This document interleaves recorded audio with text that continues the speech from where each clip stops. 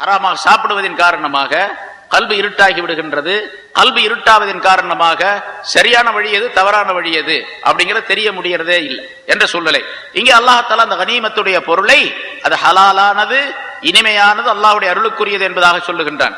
இருந்தாலும் எல்லா நிலைகளிலும் வத்தகுல்லாஹ், அல்லாஹ்வை நீங்கள் பயந்து கொள்ளுங்கள். நிச்சயமாக இன்னல்லாஹ் கஃபூருர் ரஹீம், நிச்சயமாக அல்லாஹ்தாலா மன்னிக்கிறவனாகவும் அருளுக்குரியவனாக அருள் புரியவனாகவும் இருக்கின்றான் என்று அல்லாஹ்தாலா தன்னுடைய நிலையை பற்றி சொல்லி காட்டுகின்றான். எல்லா நிலையும் யாராக இருந்தாலும் சரி அல்லாஹ்வை பயந்து அல்லாஹ்வுடைய தக்வா உடையவர்களாக இருக்க வேண்டும் என்பதை கடைசியாக சொல்லி அல்லாஹ்தாலா முடிக்கின்றான். யா அய்யுஹன் நபியு, நபி அவர்களே, குல் லிமன் ஃபீ ஐதீக்கும் மினல் அஸ்ரா, சிறை பிடிக்கப்பட்டவர்களில் உங்களுடைய கைகளிலே உங்களுடைய பொறுப்பிலே எவர்கள் இருக்கின்றார்களோ அவர்களுக்கு நீர் சொல்லிவிடுவீராக, இன் யஅலமில்லாஹு ஃபீ குலூபிக்கும் கைரன், உங்களுடைய உள்ளங்களிலே நன்மை ஏதேனும் இருக்கின்றது என்பதை அல்லாஹ் அறிந்திருந்தால், யுத்திக்கும் கைரம் மிம்மா உஹித மின்கும், உங்களிலிருந்து எந்த பிணை தொகை நஷ்ட ஈடு எடுக்கப்பட்டதோ அதைவிட சிறந்ததை அல்லாஹ் உங்களுக்கு கொடுப்பான் என்று சொல்லிவிடுங்கள். சிறந்ததை கொடுப்பது என்பது மட்டுமல்லாமல் வயஃபிர் லக்கும், அல்லாஹ் உங்களுடைய பாவங்களை மன்னிப்பான். வல்லாஹு கஃபூருர் ரஹீம், அல்லாஹு தஆலா மன்னிக்கிறவனாக அருள் புரிகிறவனாக இருக்கின்றான் என்று அல்லாஹு தஆலா குறிப்பிடுகின்றான். பத்ர் போரிலே கலந்து கொண்ட அந்த சஹாபாக்களிடத்திலே பொதுவாக ஒரு அறிக்கை, ஒரு விஷயத்தை ரசூலுல்லாஹி ஸல்லல்லாஹு அலைஹி வஸல்லம் சொல்லி இருந்தார்கள். என்னுடைய பெரிய தந்தை அப்பாஸை எதிர்நோக்கினால் போர்க்களத்திலே அவர் உங்களுக்கு முன்னால் வந்துவிட்டால் அவரை கொல்லாதீர்கள், ஏனென்றால் அவர் நிர்பந்திக்கப்பட்டவராக இங்கே வந்திருக்கின்றார் என்று ரசூலுல்லாஹி ஸல்லல்லாஹு அலைஹி வஸல்லம் அவர்கள் சொல்லியுள்ளார்கள். அதனால் ஹஜ்ரத் அப்பாஸ் ரலியல்லாஹு தஆலா அன்ஹு அவர்கள் நிர்பந்தமான முறையிலே அந்த போரிலே கலந்து கொண்டார்கள் என்பது தெளிவான விஷயம். ஆனாலும் அப்பொழுது அவர் இஸ்லாத்தை ஏற்றுக்கொள்ளவில்லை. இஸ்லாத்தின் மீது நம்பிக்கை இருந்தது, ரசூலுல்லாஹி ஸல்லல்லாஹு அலைஹி வஸல்லம் அவர்களின் மீதும் நம்பிக்கை இருந்தது. ஆனாலும் பகிரங்கமாக இஸ்லாத்தை அதுவரை அவர் ஏற்றுக்கொள்ளவில்லை. இப்பொழுது பத்ர் போரிலே கலந்து கொண்ட நேரத்தில் அவருக்கு ஒரு பொறுப்பு கொடுக்கப்பட்டிருந்தது. அந்த குறைஷியர்களில் 1000 பேர்கள் போர்க்களத்திலே இருந்தார்கள். அவர்களுக்கு உணவளிப்பதற்காக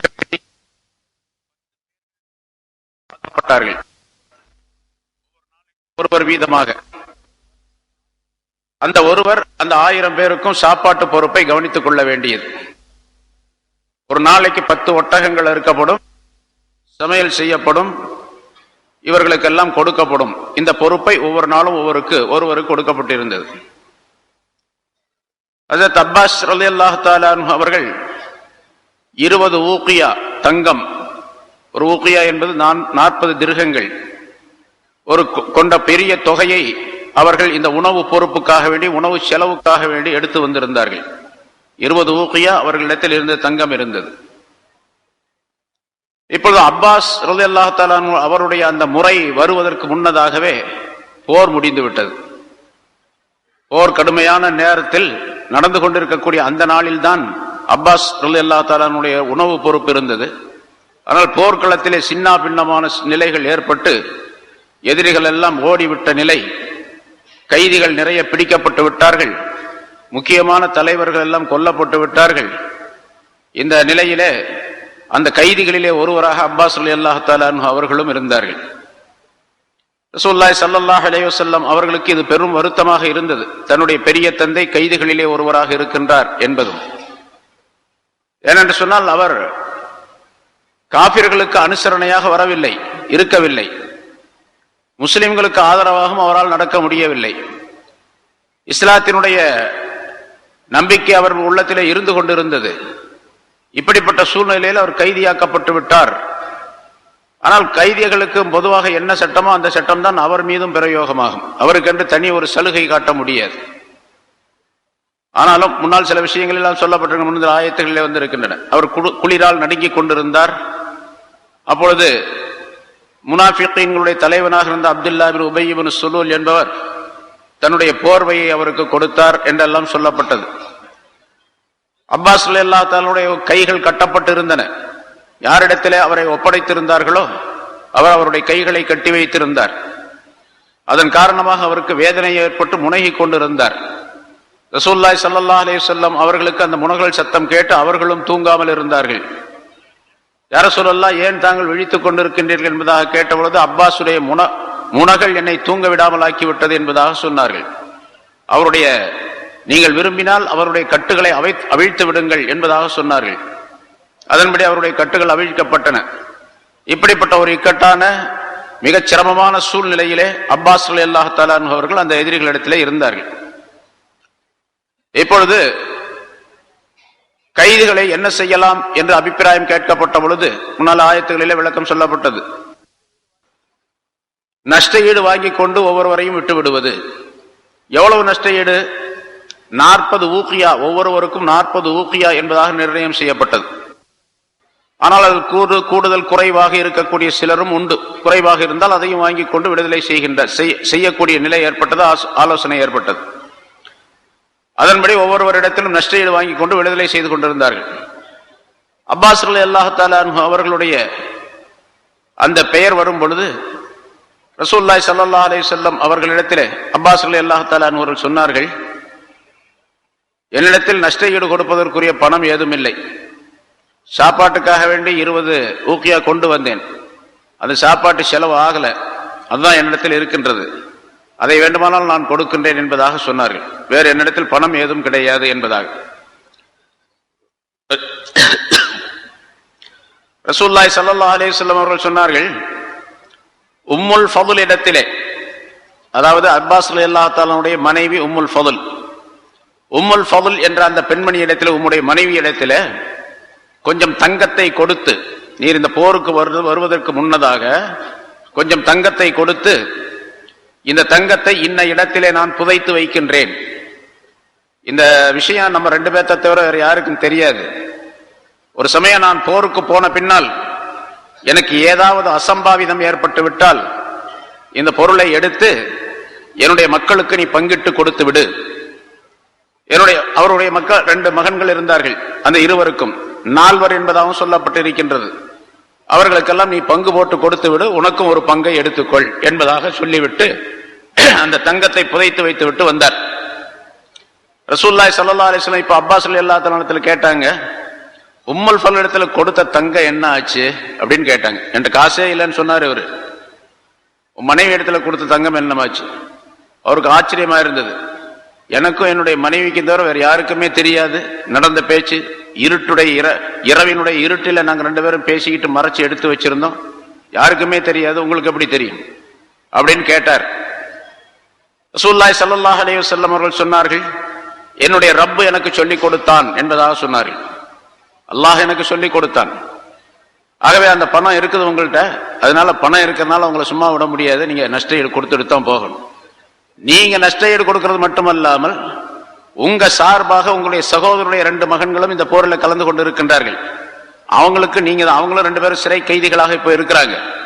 அவங்களுக்கு சேர்த்து நீங்க தான் நஷ்ட ஈடு கொடுக்கணும் என்பதாக சொல்லி ரசூலுல்லாஹி ஸல்லல்லாஹு அலைஹி வஸல்லம் அப்பாஸ் ரலியல்லாஹு தஆலா அன்ஹு அவர்களிடத்தில் அவர்களுக்காகவும் அவருடைய சகோதரருடைய மகன்களுக்காகவும் 2 பேருக்காகவும் நஷ்ட ஈடை வாங்கி கொண்டுதான் விடுதலை செய்தார்கள். இப்ப ரசூலுல்லாஹி ஸல்லல்லாஹு அலைஹி வஸல்லம் அவர்கள் இப்படி சொன்ன உடனேயே, இந்த தங்கம் புதைச்சு வச்சிருக்கிறது அது என்னாச்சுன்னு கேட்ட உடனேயே அப்பாஸ் ரலியல்லாஹு தஆலா அன்ஹு அவர்கள் சொன்னார்கள், அல்லாஹ் தஆலா ஒருவன் என்பதாகவும் தாங்கள் அல்லாஹ்வுடைய ரசூல் என்பதாகவும் நிச்சயமாக இப்பொழுது நான் நம்புகின்றேன் என்பதாக சொன்னார். சொல்லிவிட்டு சொன்னார், இதற்கு முன்னதாகவும் நான் இஸ்லாத்தை மறைத்துத்தான் வைத்திருந்தேன். நான் முஸ்லிமாகத்தான் இருந்தேன், உங்களை நம்பி இருந்தேன், அல்லாஹ்வையும் நம்பி இருந்தேன். ஆனால் மறைமுகமாக எனக்கு அந்த ஈமான் இருந்தது. இப்பொழுது நான் தெளிவாக தங்களிடத்திலே சொல்லுகின்றேன், அஷ்ஹது அன் லா இலாஹா இல்லல்லாஹ் அஷ்ஹது அன்னக ரசூலுல்லாஹ் என்பதாக சொல்லி இஸ்லாத்தை ஏற்றுக்கொண்டார். இஸ்லாத்தை ஏற்றுக்கொண்டாலும் கூட நஷ்ட ஈடு வாங்கியதுதான், நஷ்ட ஈடு வாங்கி விட்டார்கள், வாங்கி கொண்டார்கள். இப்போ நீங்க ரசூலுல்லாஹி ஸல்லல்லாஹு அலைஹி வஸல்லம் சொன்னார்கள், நஷ்ட ஈட்டை கொடுங்கள்.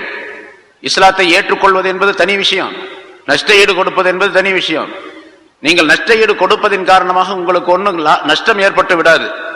அல்லாஹால இதை விட சிறந்ததை உங்களுக்கு தருவான் என்று ரசூலுல்லாஹி ஸல்லல்லாஹு அலைஹி வஸல்லம் சொன்னார்கள். 40 ஊக்கியா தங்கம் கொடுத்து விடுதலையாவதன் காரணமாக ஒரு பெரிய நஷ்டம் ஏற்பட்டது அப்படின்னு நினைக்காதீங்க. இந்த நஷ்டத்திற்கு ஈடாக அல்லாஹால வேறு ஏதேனும் ஒரு நன்மையை அல்லாஹால கொடுப்பான்.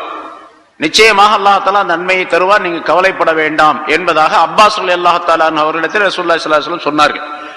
அந்த நிகழ்ச்சியை அல்லாஹால இந்த ஆயத்திலே சொல்லி காட்டுகிறான். யா அய்யுஹன் நபியு, நபி அவர்களே, குல் லிமன் ஃபி ஐதீக்கும் மினல் அஸ்ரா, சிறைவாசிகளில் சிறை பிடிக்கப்பட்டவர்களில் உங்களுடைய கரங்களிலே இருக்கக்கூடிய அந்த மனிதர்களுக்கு நீர் சொல்லிவிடுவீராக, இன் யாலமில்லாஹு கைரன் இன் யாலமில்லாஹு ஃபீ குலூபிக்கும் கைரா, உங்களுடைய உள்ளங்களிலே நன்மை இருக்கின்றது என்பதை அல்லாஹ் அறிந்திருந்தால், உள்ளங்களிலே நன்மை என்று சொன்னால் இஸ்லாம் ஈமான், ஈமானும் இஸ்லாமும் உங்களுடைய உள்ளங்களிலே இருக்கின்றது என்பதை அல்லாஹ் தஆலா தெரிந்திருந்தால், யுத்திக்கும் கைரம் மிம்மா உஹித மின்கும், உங்களிலிருந்து எந்த நஷ்ட ஈடு எடுக்கப்பட்டதோ அதை விட சிறந்ததை உங்களுக்கு அல்லாஹ் தஆலா கொடுப்பான் என்று சொல்லிவிடுங்கள் என்று அல்லாஹ் தஆலா குறிப்பிடுகின்றான். அல்லாஹ் தஆலா வாக்களிக்கின்றான் இந்த இடத்துல, நிச்சயமாக உங்களுக்கு இதை விட சிறந்த ஒரு பாக்கியத்தை அல்லாஹ் தருவான்.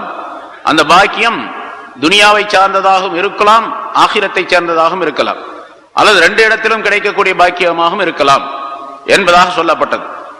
பிறகு அப்பாஸ் ரலியல்லாஹு தஆலா அவர்களே சொல்லுகின்றார்கள், இந்த நிகழ்ச்சிக்கு பிறகு பஹ்ரைன் என்ற அந்த ஊரில், அந்த நாட்டிலே போர் ஏற்பட்டு அந்த பஹ்ரைன் நாட்டிலிருந்து ஒரு பெரும் செல்வம், பெரும் பொருள் வந்திருந்தது. இஸ்லாமிய ஆட்சிக்கு ரசூலுல்லாஹி ஸல்லல்லாஹு அலைஹி வஸல்லம் உடைய சன்னிதானத்துக்கு கொண்டு வரப்பட்டது, பெரும் பொருள் கொண்டு வரப்பட்டது. அப்ப ஹஜ்ரத் அப்பாஸ் ரலியல்லாஹு தஆலா அன்ஹு அவர்கள் அந்த நேரத்தில் போய், யா ரசூலல்லாஹ், நீங்க பத்ர் போரிலே நான் நஷ்ட ஈடு கொடுக்கக்கூடிய நேரத்தில் எனக்கு மட்டுமல்லாமல் என்னுடைய சகோதரருடைய 2 மகன்களுக்கும் சேர்த்து நான் நஷ்ட ஈட்டை கொடுத்தேன். இதை விட சிறந்ததை அல்லாஹ் தஆலா கொடுக்க கூடும் என்பதாக தாங்கள் சொல்லி இருந்தீர்கள். இப்பொழுது நிறைய காசு பணம்லாம் வந்திருக்குது பஹ்ரைன்ல இருந்து, எனக்கு கொஞ்சம் கொடுத்தீங்கன்னா நல்லா இருக்கும் அப்படின்னு கேட்டார். நிறைய தங்கம் வெள்ளி போன்ற பொருள்கள் எல்லாம் குவியல் குவியலாக நிறைய வைக்கப்பட்டு இருக்கின்றன. ஏராளமான பொருள்கள் அங்கிருந்து வந்திருந்தது. இப்ப ரசூலுல்லாஹி ஸல்லல்லாஹு அலைஹி வஸல்லம் அவர்கள் சொன்னார்கள், சரி, நான் சொன்னபடி அல்லாஹ் சொன்னபடி அல்லாஹ் உங்களுக்கு சிறந்ததை கொடுத்து விட்டான், இப்பொழுது உமக்கு தேவைப்பட்ட அளவுக்கு எடுத்து செல்லும் என்பதாக ரசூலுல்லாஹி ஸல்லல்லாஹு அலைஹி வஸல்லம் சொன்னார்கள். உடனே அப்பாஸ் ரலியல்லாஹு தஆலா மேல கிடந்த துண்டை எடுத்து கீழே விரிச்சாரு, அள்ளி அள்ளி போட்டார். எல்லாத்தையும் தங்கம் வெள்ளி எல்லாத்தையும் அள்ளி போட்டு பெரிய மூட்டை சேர்ந்து போச்சு. தூக்குனாரு, தூக்க முடியல. தங்கம் மூட்டையை கட்டி தூக்க முடியலன்னா எவ்வளவு தங்கம் இருக்கும்? இன்னைக்கு 1 கிராம் எவ்வளவு? 750 ரூபா 1 கிராம். தங்க மூட்டை தூக்க முடியாத அளவுக்கு தூக்கி பார்த்தார், தூக்க முடியல. அத கஷ்டப்பட்டு தூக்கி பிடிச்சி இழுத்துக்கிட்டு போனார். இழுத்துட்டு போகும்போது 1 தீனார் கீழே விழுந்துருச்சு, அதுல இருந்து 1 கீழே விழுந்துருச்சு. அத ஒருத்தர் என்ன பண்ணாரு, அப்பாஸ் ரலியல்லாஹு தஆலா தூக்கின பிறகு அதை குனிஞ்சு எடுக்க முடியல, தூக்கிட்டாரு. இவர் குனிஞ்சு எடுக்க முடியல. பக்கத்துல இருந்த ஒருத்தர் அதை எடுத்து கொடுக்க சொல்லி சொன்னார், அதை எடுத்து கொடுங்க அப்படின்னு சொல்லிட்டு. ஒரு திருகத்தை விட்டுட்டு போயிடலாம் 1 தீனார, அதை எடுத்து கொடுங்கன்னு சொன்னார். அவர் எந்திரிச்சார் எடுக்கிறதுக்காக வேண்டி. ரசூலுல்லாஹி ஸல்லல்லாஹு அலைஹி வஸல்லம் சொன்னாங்க, 1 தீனார் நீ தான் எடுக்கணும், நீ உட்கார் அப்படின்ட்டாங்க. நீயே எடுத்துக்க அப்படின்னு. அதையும் உடல் அவர் 1 எடுத்துட்டு தான் போனார். போகும்போது சொல்லிக்கிட்டே போனார், அல்லாஹ் தஆலா வாக்களித்தான் இந்த ஆயத்தை, இன் யஅலமில்லாஹு ஃபீ குலூபிக்கும் கைரன் யூதிக்கும் கைரம் மிம்மா உஹித மின்கும் என்று அல்லாஹ் தஆலா முதல்ல உங்களுக்கு ஆயத்தை இறக்கினான். அதன்படிக்கு மிகச்சிறந்த ஒரு லாபத்தை அல்லாஹ் தஆலா எனக்கு கொடுத்துட்டான். ஆனா இதை விட மிகச்சிறந்த ஒரு லாபத்தை நான் எதிர்பார்க்கின்றேன், அதுதான் என்னுடைய ரப்புடைய மன்னிப்பு என்பதாக சொன்னார்கள். சஹாபாக்கள் உயர்ந்தவர்கள் என்பதற்கு இதெல்லாம் சான்று. அவர் காசு எடுத்தார் அப்படிங்கிறனால காசு மேல பெரிய ஆசை இருந்துச்சு, அதனால சஹாபாக்கள்லாம் காசு மேல ஆசை கொண்டவர்கள் அப்படின்லாம் நாம தீர்ப்பு பண்ணிடக்கூடாது. அப்பாஸ் ரலியல்லாஹு தஆலா அன்ஹு ரசூலுல்லாஹி ஸல்லல்லாஹு அலைஹி வஸல்லத்துடைய சிறிய தந்தை, மிகப்பெரிய மதிப்புக்கும் மரியாதைக்கும் உரியவர்கள், சஹாபாக்களிலே முன்னிலையிலே உள்ளவர்கள். ரசூலுல்லாஹி ஸல்லல்லாஹு அலைஹி வஸல்லம் நிறைய விஷயங்களை அவர்கள் மூலமாக நமக்கு ஷரியத்துடைய சட்டங்களை பல தந்திருக்கின்றார்கள், பல இபாதத்துடைய வகைகளையும் நமக்கு தந்திருக்கின்றார்கள். இன்று நாம் உலகம் முழுவதும் தொழுகின்றோமே தஸ்பீஹ தொழுகை என்பதாக அப்பாஸ் ரலியல்லாஹு தஆலா அவர்களுக்கு சொல்லிக் கொடுத்ததுதான் ரசூலுல்லாஹி ஸல்லல்லாஹு அலைஹி வஸல்லம் அவர்கள். அப்பாஸ் ரலியல்லாஹு தஆலா சொல்லிக் கொடுத்த அந்த தொழுகை மிகப்பெரிய லாபத்திற்குரியதாக உலக மக்கள் அனைவருக்கும் ஆக்கப்பட்டு இருக்கின்றது. அதனால இந்த காசு பணத்தை எடுத்தார் அப்படிங்கிறதுனால அப்பாஸ் ரலியல்லாஹு தஆலா அன்ஹு அவர்களை சாதாரணமாக எடை போட்டு விடக் கூடாது என்பதற்காக வேண்டி இந்த விஷயம் சேர்த்து சொல்லப்படுகின்றது. இதைவிட பெரிய ஒரு லாபத்தை பெரும் ஒரு நன்மையை நான் விரும்புகின்றேன், அதுதான் அல்லாஹ்விடத்திலிருந்து எனக்கு மன்னிப்பு கிடைக்க வேண்டும் என்று அவர்கள் குறிப்பிட்டார்கள் என்பதாக சொல்லப்படுகின்றது. ரசூலுல்லாஹி ஸல்லல்லாஹு அலைஹி வஸல்லம் அவர்கள் அல்லாஹ் தஆலா ஸல்லல்லாஹு அலைஹி வஸல்லம் அவர்களுக்கு இந்த ஆயத்தை அருளி இந்த ஆயத்தினுடைய கருத்து சஹாபாக்களுடைய விஷயத்திலே நடைபெற்றது என்பதையும் வரலாற்றிலே நாம் காணுகின்றோம். அல்லாஹ் தஆலா அந்த நஷ்டஈட்டுக்கு பதிலாக அவர்களுக்கு இஸ்லாத்தை கொடுத்தான், பல பேர் இஸ்லாத்திலே சேர்ந்தார்கள், ஈமானை கொடுத்தான், பிறகு உலக பொருளாதாரத்தையும் அல்லாஹ் தஆலா அவர்களுக்கு விசாலமாக்கி கொடுத்தான். அல்லாஹ் தஆலா எல்லாவற்றின் மீது சக்தி பெற்றவன், மன்னிப்பாளன், அருள் புரியக்கூடியவன் என்பதை அல்லாஹ் தஆலா அந்த மக்களுடைய விஷயத்திலே தெரியப்படுத்துகின்றான். அடுத்து அல்லாஹ் சொல்லுகின்றான், யார் யார் இஸ்லாத்தை ஏற்றுக்கொண்டார்களோ அவர்களை தவிர மீதி இஸ்லாத்தை ஏற்றுக்கொள்ளாத காபிர்கள் இருக்கின்றார்களே, இவர்களுடைய விஷயத்திலே நீங்கள் ஜாக்கிரதையாக இருக்க வேண்டும். ஏன்னா எப்பொழுதுமே காபிர்கள் இஸ்லாத்திற்கு எதிரானவர்கள் தான். எவ்வளவு பெரிய நண்பர்களாக இருந்தாலும் சரி, அடிபணிந்து வாழுவதை போன்று காட்டிக்கொள்ளக்கூடியவர்களாக இருந்தாலும் சரி, அவர்கள் இஸ்லாத்திற்கு முற்றிலும் எதிரியானவர்கள் தான் என்பதை நீங்கள் உணர்ந்திருக்க வேண்டும் என்பதை அல்லாஹ் அடுத்த ஆயத்திலே சொல்லி காட்டுகின்றான். நபியே, இவர்கள் இந்த காபிர்கள் உமக்கு மோசடி செய்வதை, சதி செய்வதை அவர்கள் விரும்பினால், ரகசியமாக திட்டம் போட்டு உமக்கு ஏதாவது ஒரு சதி செய்து விட வேண்டும் என்று இந்த மக்கள் விரும்பினால், காபிர்கள் ஃபகத் ஹானுல்லாஹ மின் கப்லு ஃபஅம்கன மின்ஹும், இதற்கு முன்னாலும் அல்லாஹுக்கு அவர்கள் சதி செய்திருக்கின்றார்கள். உமக்கு சதி செய்வது மட்டுமல்ல, அல்லாஹுக்கே அவர்கள் சதி மோசம் செய்திருக்கின்றார்கள் இந்த மக்கள் இதற்கு முன்னால். அல்லாஹுக்கு சதி செய்வது என்பது என்ன? அல்லாஹ்வுடைய சொல்லை கேட்காமல் இருப்பதான் அல்லாஹுக்கு சதி செய்வது. அல்லாஹுக்கு எதிராக நடப்பது, அல்லாஹ்வை மறுப்பது, அல்லாஹ்வை நிராகரிப்பது, அல்லாஹ்வுடைய சட்டங்களை புறக்கணிப்பது, அதான் அல்லாஹுக்கு சதி செய்வது என்பது. இந்த ஃபகத் ஹானுல்லாஹ், அல்லாஹுக்கு அவர்கள் சதி செய்து விட்டார்கள் திட்டமாக என்று சொன்னால், பி குஃப்ரிஹிம் வ மக்ரிஹிம் பிக வ கிதாலிஹிம் லக, அல்லாஹ்வை மறுப்பதின் மூலமாகவும், உமக்கு சூழ்ச்சி செய்வதின் மூலமாகவும், உம்மிடத்தில் போர் தொடுப்பதின் மூலமாகவும் அல்லாஹுக்கு அவர்கள் சதி செய்து விட்டார்கள் என்று அல்லாஹ் குறிப்பிடுகின்றான். இதற்கு முன்னாலும் அப்படித்தான் இருந்தார்கள். இப்ப புதுசா அவங்க சதி செய்யறத நீங்கள் பெருசா கருத வேண்டாம், ஆனாலும் எச்சரிக்கையாக இருக்கணும் அவர்களிடத்துல. பொதுவாக நிறைய ஆயத்துகள் முன்னால சொல்லப்பட்டிருக்கின்றது. எப்படிப்பட்ட நண்பராக இருந்தாலும் சரி, நேசம் உள்ளவராக இருந்தாலும் சரி, பாசம் உள்ளவராக இருந்தாலும் சரி, இஸ்லாத்திற்கு எதிராக இருக்கக்கூடிய ஒருவர், காபிர்களிலே இருக்கக்கூடிய ஒருவர் இஸ்லாத்திற்கு எதிரானவர் தான் அவர். எந்த நேரத்திலும் அவரிடத்திலிருந்து அந்த சதி வெளிப்படக்கூடிய சூழ்நிலை ஏற்படும். ஆகவே முழுமையாக எந்த நேரத்திலும் அவர்களை நம்பியே விடக்கூடாது என்பதையும் அல்லாஹ் தஆலா இதில் தெரியப்படுத்துகின்றார். ஆனா இவர்கள் முன்னால நீங்க மக்காவில் இருக்கக்கூடிய நேரத்தில் அவர்கள் உங்களுக்கு துன்பம் தந்து, நிராகரித்து, பல்வேறு விதமான தொல்லைகளை கொடுத்து அல்லாஹுக்கும் ரசூலுக்கும் சதி செய்து கொண்டிருந்தார்கள். ஆனா இப்ப பத்ர் போருக்கு பின்னால என்னாச்சு? அல்லாஹ் தஆலா அவர்களின் மீது ஆதிக்கம் செலுத்தக்கூடிய ஒரு பிடியை, ஒரு வகையை, ஒரு நிலையை அல்லாஹ் தஆலா உங்களுக்கு உண்டாக்கி விட்டான். ஃபஅம்கன மின்ஹும், அவர்களை உங்களுக்கு அல்லாஹ் தஆலா வசதி செய்து கொடுத்தான். அதாவது அவர்களை பிடிப்பதற்கு, சிறை பிடிப்பதற்கு, அவர்களுக்கு தண்டனை கொடுப்பதற்கு அல்லாஹ் தஆலா உங்களுக்கு வசதி செய்து கொடுத்தான். ஃபஅம்கன மின்ஹும், அவர்களை வசதிப்படுத்தி கொடுத்தான்.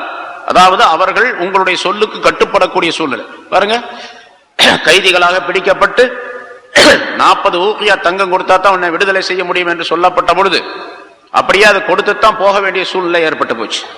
இந்த மாதிரிலாம் அல்லாஹ் தஆலா அந்த எதிரிகள் எவ்வளவு கொடூரமானவர்களாக இருந்தார்கள், முஸ்லிம்களின் மீது எவ்வளவு பெரிய தொல்லைகளையும் துன்பங்களையும் விளைவித்துக் கொண்டிருந்தார்கள், தங்களை மிகப்பெரிய ஆதிக்கம் படைத்தவர்களாக என்று சொல்லிக் கொண்டிருந்தார்கள்.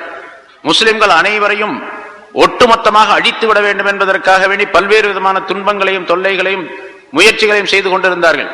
அத்தனையும் போய் இப்பொழுது அடக்கப்பட்ட ஆட்டுக்குட்டிகளை போன்று ரசூலுல்லாஹி ஸல்லல்லாஹு அலைஹி வஸல்லம் அவர்களுக்கு முன்னால் இருக்கக்கூடிய சூழ்நிலை ஏற்படும். இது அல்லாஹ் தஆலா ரசூலுல்லாஹி ஸல்லல்லாஹு அலைஹி வஸல்லம் அவர்களுக்கும் முஸ்லிம்களுக்கும் செய்த மிகப்பெரிய பேருபகாரம். அதை அல்லாஹ் இங்கே ஃபஅம்கன மின்ஹும், அவர்களை உங்களுக்கு வசப்படுத்தி கொடுத்தான், வசதியாக்கி கொடுத்தான். அவர்களை பிடித்து, அவர்களை கயிறுகளால் கட்டி, அவர்களை கைதிகளாக ஆக்கி வைத்து, அவர்களிடத்திலிருந்து நஷ்ட ஈட்டை பெற்றுக்கொண்டு அவர்களை விடுதலை செய்ய வேண்டும் என்ற ஒரு சூழ்நிலை அல்லாஹ் தஆலா உருவாக்கி வைத்து விட்டான். மிகப்பெரிய எஜமானர்களாக தங்களை கருதி கொண்டிருந்தவர்கள், அடிமைகளை போன்று முஸ்லிம்களுக்கு முன்னால் இருக்கக்கூடிய சூழ்நிலை ஏற்பட்டு விட்டது. வல்லாஹு அலீமுன், அல்லாஹ் தஆலா நெஞ்சங்களிலே உள்ளவற்றை எல்லாம் அறிந்தவனாக இருக்கின்றான்.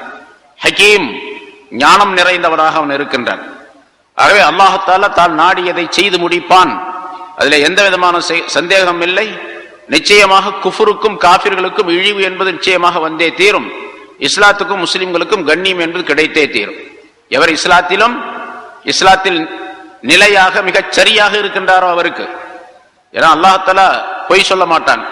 அல்லாஹ் தஆலாவுடைய சொல் தவறானதாக ஆகாது. இன்னல் இஸ்ஸத லில்லாஹி வலி ரசூலிஹி வல் முஃமினீன் என்று அல்லாஹ் சொல்லுகின்றான். கண்ணியம் என்பது அல்லாஹ்வுக்கே சொந்தம், அடுத்து அவனுடைய ரசூலுக்கு சொந்தம், அடுத்து மூமினான மனிதர்களுக்கு சொந்தம் என்று அல்லாஹ் சொல்லுகின்றான். மூமின்களுக்கு கண்ணியம் உண்டு, நிச்சயமாக முஸ்லிம்களுக்கு கண்ணியம் உண்டு. ஆனா இப்ப கண்ணியம் இல்லையே, அல்லாஹ் சொல்லுகின்றான் கண்ணியம் உண்டு என்று சொல்லுகின்றான். முஸ்லிம்களுக்கு கண்ணியம் இல்லையே உலகத்திலே என்று, உலக அரங்கிலே என்று சொன்னால் முஸ்லிம்களாக இவர்கள் இல்லை என்பதாக பொருளாகும், மூமின்களாக இவர்கள் இல்லை என்பதாக பொருளாகும். அதற்கு நாம் சரியாக ஈமான் உடையவர்களாக இருந்துவிட்டால், ஈமான் எதை சொல்லி காட்டுகின்றதோ, இஸ்லாம் எந்த சட்டங்களை சொல்லுகின்றதோ, எந்த தக்வா எந்த பக்தியை உற்பத்தி செய்ததோ, அது உடையவர்களாக மூமின்களும் முஸ்லிம்களும் இருந்துவிட்டால் நிச்சயமாக அல்லாஹ் தஆலா அந்த இஸ்ஸத்தை தந்தே தீருவான். இஸ்ஸத் இல்லாமல் போகாது. சான்றுகள் நிறைய இருக்கின்றன, பல வரலாறுகள் நமக்கு முன்னால் இருந்து கொண்டிருக்கின்றன. ஆக அல்லாஹ் தஆலா முஸ்லிம்களுக்கு அப்படி ஒரு கண்ணியத்தை அளித்தான் அந்த நேரத்தில், அவருடைய தக்வாவின் காரணமாக. அல்லாஹ் தஆலா அலீம், அவன் அறிந்தவனாக இருக்கின்றான் நீங்கள் செய்கின்ற வேலைகளை அனைத்தையும், சொல்லுகின்ற சொற்கள் அனைத்தையும். அதே போன்று ஹக்கீம், அவன் எந்த வேலையை செய்கின்றானோ செய்து முடிக்கின்றானோ அதிலே ஒரு நுணுக்கமான கருத்து, ஞானம் நிறைந்த கருத்து இருக்கும். அப்படிப்பட்ட ஹக்கீமாக, ஞானம் உள்ளவனாக, நுண்ணிய ஞானம் உள்ளவனாக அவன் இருக்கின்றான் என்று அல்லாஹ் தஆலா சொல்லுகின்றான். அடுத்த ஒரு கருத்தை அல்லாஹ் விளக்குகின்றான். மக்காவிலே, அதாவது ரசூலுல்லாஹி ஸல்லல்லாஹு அலைஹி வஸல்லம் அவர்கள் தங்களுடைய 52வது வயதிலே அவர்களுக்கு ஹிஜ்ரத் செல்ல வேண்டும் என்ற கட்டளை பிறப்பிக்கப்பட்டது. மக்காவிலிருந்து மதீனாவுக்கு செல்ல வேண்டும் என்ற கட்டளை. ஹிஜ்ரத் போன பின்னால, ஹிஜ்ரத்துடைய 2வது வருஷம் பத்ர் போர் நடந்தது, 3வது வருஷம் உஹது போர் நடந்தது. இப்படி வரிசையாக போர்கள் நடந்து இஸ்லாத்திற்கு ஒரு பெரும் வலிமை சேர்க்கப்பட்டது. ஃபத்ஹ் மக்கா, மக்காவுடைய வெற்றியின் நாளிலே, ஹிஜ்ரி 8வது ஆண்டு. இப்போ அந்த ஹிஜ்ரத் செய்யக்கூடிய அந்த நிலை இருக்கின்றதே, அதே அல்லாஹ் தஆலா ஃபர்லாக கடமையாக ஆக்கி வைத்தான். அந்த நேரத்தில் யார் யார் மக்காவிலே இருந்து கொண்டிருக்கின்றார்களோ அப்படிப்பட்ட மூமின்கள் அனைவரும் அந்த ஊரை விட்டு புறப்பட்டு ஹிஜ்ரத் செல்ல வேண்டும் என்பது கட்டளை. முதல்ல ஆரம்பத்தில் ஹிஜ்ரி 5வது வருஷம், அதாவது நபி பட்டத்தின் அருளப்பட்ட 5வது வருஷம், நுபுவத்து வந்த 5வது வருஷம், ரசூலுல்லாஹி ஸல்லல்லாஹு அலைஹி வஸல்லம் அவர்களிடத்தில் சில சஹாபாக்கள் அனுமதி கேட்டார்கள். நாங்க இந்த ஊர்ல இருந்து ரொம்ப கஷ்டப்பட்டுக்கிட்டு இருக்கிறோம், இந்த எதிரிகள் ரொம்ப தொல்லைகள் தருகின்றார்கள், துன்பங்கள் விளைவிக்கின்றார்கள், நாங்க இங்கிருந்து பக்கத்தில் இருக்கக்கூடிய அபிசீனியா என்ற நாட்டுக்கு செல்வதற்கு நீங்கள் அனுமதி தர வேண்டும். அந்த ஊர்ல, அந்த நாட்டில் நஜ்ஜாஷி என்று ஒரு மன்னர் இருக்கின்றார். அவர் கிறிஸ்தவ மதத்தை சேர்ந்தவர் என்று இருந்தாலும் கூட அவர் மிக நேர்மையாளர் என்பதாக நாங்கள் கேள்விப்பட்டு இருக்கின்றோம். அந்த நாட்டில் போய் நாங்கள் அடைக்கலமாக, அவரிடத்தில் அடைக்கலம் தேடி அந்த ஊர்ல நாங்கள் இருந்து கொள்ள விரும்புகின்றோம் என்பதாக சொல்லி ரசூலுல்லாஹி ஸல்லல்லாஹு அலைஹி வஸல்லம் அவருடைய அனுமதி கேட்டார்கள். அல்லாஹ் தஆலாவுடைய உத்தரவின்படி ரசூலுல்லாஹி ஸல்லல்லாஹு அலைஹி வஸல்லம் அவர்கள் அனுமதி கொடுத்தார்கள். ஒரு 80 பேர் கொண்ட ஒரு குழு, ஆண்களும் பெண்களுமாக, பெண்கள் சிலர் இருந்தார்கள், ஆண்கள் பெரும்பாலானவர்கள் இருந்தார்கள். 80 நபர்கள் கொண்ட ஒரு குழு கப்பல்ல ஏறி பிரயாணம் செய்தார்கள். அந்த நாட்டுக்கு போய் சேர்ந்தார்கள். பிறகு எதிரிகள் அங்கேயும் போய் விடல என்ற வரலாறு எல்லாம் நீளமானது. இப்ப அந்த மாதிரி முதல் ஹிஜ்ரத் இருக்கின்றதே, அது சில மனிதர்களுக்கு மட்டும் அனுமதி கொடுக்கப்பட்டது. ரசூலுல்லாஹி ஸல்லல்லாஹு அலைஹி வஸல்லம் அவர்கள் அனுமதி கொடுத்தார்கள் அல்லாஹ் தஆலாவுடைய உத்தரவுப்படி. ஆனா பொதுவாக ரசூலுல்லாஹி ஸல்லல்லாஹு அலைஹி வஸல்லம் அவர்களை அந்த ஊரை விட்டு வெளியேறி செல்லுமாறு கட்டளையிட்டது ஸல்லல்லாஹு அலைஹி வஸல்லம் அவருடைய 52வது வயதிலே, அதாவது நபிப்பட்டம் அருளப்பட்ட 12வது ஆண்டிலே செய்யப்பட்டது. இப்ப அப்படிப்பட்ட மனிதர்கள் தங்களுடைய எல்லா சொத்துக்களையும் சுகங்களையும் தங்களுடைய மக்களையும் இந்த ஊரிலேயே விட்டுட்டு, மக்காவிலேயே விட்டு தாங்கள் உடுத்தி கொண்டிருந்த அந்த துணியை மட்டும் கொண்டு அவர்கள் ஹிஜ்ரத் செய்தார்கள். மக்காவிலிருந்து மதீனாவுக்கு சென்றார்கள். அப்படிப்பட்டவர்களுடைய தன்மைகள் எப்படிப்பட்டது என்பதை பற்றி அல்லாஹ் தஆலா இந்த ஆயத்தில் அடுத்து சொல்லி காட்டுகின்றான். இன்னல்லதீன ஆமனு வஹாஜரு வஜாஹது பிஅம்வாலிஹிம் வஅன்ஃபுஸிஹிம், நிச்சயமாக ஈமான் கொண்டவர்கள், ஈமான் கொண்டு ஹிஜ்ரத்தும் செய்தார்களே அவர்கள். ஹிஜ்ரத் என்பது தன்னுடைய நாட்டை விட்டு வெறுத்து செல்லுதல், ஈமானை காப்பாற்றிக் கொள்வதற்காக வேண்டி இஸ்லாத்தில் நிலைத்திருக்க வேண்டும் என்பதற்காக வேண்டி தன்னுடைய நாட்டிலிருந்து தன்னுடைய எல்லா சொத்துக்களையும் சுகங்களையும் மக்களையும் விட்டுவிட்டு தான் மட்டும் புறப்பட்டு செல்வதற்கு பெயர் ஹிஜ்ரத் என்பதாக சொல்லப்படும். அவர்களுடைய பொருள்களின் மூலமாகவும் அவருடைய உயிர்களின் மூலமாகவும் ஜிஹாது செய்தார்களே, போரிட்டார்களே, அப்படிப்பட்ட மனிதர்கள். ஃபீ சபீலில்லாஹ், அல்லாஹ்வுடைய பாதையிலே போரிட்டார்களே, அத்தகைய மனிதர்கள். வல்லதீன ஆவவ் வனஸரு. இப்ப அல்லாஹ் தஆலா சொல்லுவது மக்காவிலிருந்து மதீனாவுக்கு ஹிஜ்ரத் செய்து சென்ற மனிதர்கள். எப்படிப்பட்டவர்கள்? ஈமான் கொண்டவர்கள், ஹிஜ்ரத் செய்தவர்கள், போர் செய்தவர்கள். அந்த போர்ல தங்களுடைய பொருள், தங்களுடைய உயிர் அனைத்தையும் பணயமாக வைத்து போரை நடத்தியவர்கள். இஸ்லாத்திற்காக வேண்டி போர் செய்தவர். அதான் ஃபீ சபீலில்லாஹ், அல்லாஹ்வுடைய பாதையிலே போர் செய்தவர்கள். இவர்கள் முஹாஜிரீன்கள். இன்னொரு சாரார் வல்லதீன ஆவவ் வனஸரு. இன்னும் சிலர் அவர்கள் இடமளித்தார்கள். இந்த முஹாஜிரீன்களுக்கு மக்காவிலிருந்து சென்ற அந்த ஹிஜ்ரத் செய்து சென்ற அந்த மனிதர்களுக்கு, மக்காவாசிகளுக்கு தங்களுடைய ஊரிலே இடமளித்தார்கள். அவங்க யாரு? அன்சாரிகள், மதீனாவாசிகள். ஆவவ், அவர்கள் இடமளித்தார்கள். வனஸரு, உதவி செய்தார்கள். இவர்களும் அப்ப முஹாஜிரீன்களும் அன்சாரிகளும், மக்காவாசிகளும் மதீனாவாசிகளும். அந்த மக்காவாசிகள் மதீனாவாசிகள் என்பதை விளக்குவதற்கு அல்லாஹ் தஆலா இந்த ஆயத்திலே பல கருத்துக்களை சொல்லுகின்றார், பல வார்த்தைகளை உபயோகிக்கின்றார். இதுவெல்லாம் அந்த மக்களுடைய சிறப்பை குறிக்கக்கூடியதாக இருக்கின்றது. மக்காவாசிகள் எப்படி இருந்தாங்க? அவர்கள் சொல்லும்போது ஈமான் கொண்டார்கள், ஹிஜ்ரத் செய்தார்கள், போர் ஜிஹாது செய்தார்கள், தங்களுடைய பொருள் உயிர் அனைத்தை கொண்டும் தியாகம் செய்தார்கள், பொருளையும் இழந்தார்கள், உயிர்களையும் இழந்தார்கள். அப்படிப்பட்ட முஹாஜிர்கள் போனார்கள் அங்கே மதீனாவுக்கு. போன இடத்துல அவங்க என்ன செஞ்சாங்க? அந்த ஊர்க்காரங்க ஆவவ் வனஸரு, இடமளித்தார்கள், உதவி செய்தார்கள். இவங்க தங்களுக்கு இவங்க அகதிதானே என்பதாக நினைக்காமல் அவர்களை தங்களுடைய சகோதரர்களாக நினைத்தது எப்படின்னா, ரசூலுல்லாஹி ஸல்லல்லாஹு அலைஹி வஸல்லம் அவருடைய கட்டளையின் காரணமாக ஸல்லல்லாஹு அலைஹி வஸல்லம் அவர்கள் இந்த முஹாஜிரீன்களுக்கு அன்சாரிகளை கூப்பிட்டு சொன்னார்கள், அடுத்த நாட்டிலிருந்து ஈமானை கொண்டு இங்கே வந்திருக்கின்றார்கள் உங்களிடத்தில், நீங்கள் இவர்களை ஆதரிக்க வேண்டியது உங்களுடைய கடமை. நீங்க என்ன செய்யணும்னா இவர்களை தங்குவதற்கு இடமளிக்க வேண்டும், அதே மாதிரி இவர்களுக்கு உதவி செய்ய வேண்டும். எப்படி உதவி செய்வது? நீங்கள் ஒவ்வொருவரும் முஹாஜிரீன்களை ஒருவரை உங்களுடைய சகோதரராக ஏற்றுக்கொள்ளுங்கள். ஒரு வீட்டுல 4 பேர் இருந்தாங்க, 5ஆவதாக ஒரு முஹாஜிர், அந்த வீட்டு பிள்ளையாக ஒருவர் ஆக்கப்பட்டார். இன்னைக்கு சும்மா சொல்லுவாங்க வாயில எங்க வீட்டு பிள்ளை அப்படின்னு சொல்லுவாங்க. எங்க வீட்டு பிள்ளைன்னு சொன்னது முதல்ல அன்சாரிகள் தான். முஹாஜிரீன்களை எங்கள் வீட்டு பிள்ளை இவர் அப்படின்னு சொல்லி தன்னுடைய சகோதரராகவே கருதக்கூடிய, உண்மையிலேயே சகோதரராக கருதக்கூடிய சூழ்நிலை அல்லாஹ் தஆலா அந்த இடத்துல ஏற்படுத்தி வைத்தான். அவருடைய உள்ளங்களில் அந்த எண்ணங்களை போட்டான். முஹாஜிரீன்கள் ஒவ்வொருவரும் ஒரு வீட்டுக்கு சொந்தக்காரராக ஆகிவிட்டார்கள். அதே அல்லாஹ் தஆலா இங்கே ஆவவ், அவர்கள் இடமளித்தார்கள், நஸரு, உதவி செய்தார்கள், தங்களுடைய பொருளையும் கொடுத்தார்கள். சில பேர் தங்களுடைய வியாபாரத்தை காட்டிக் கொடுத்தார்கள்.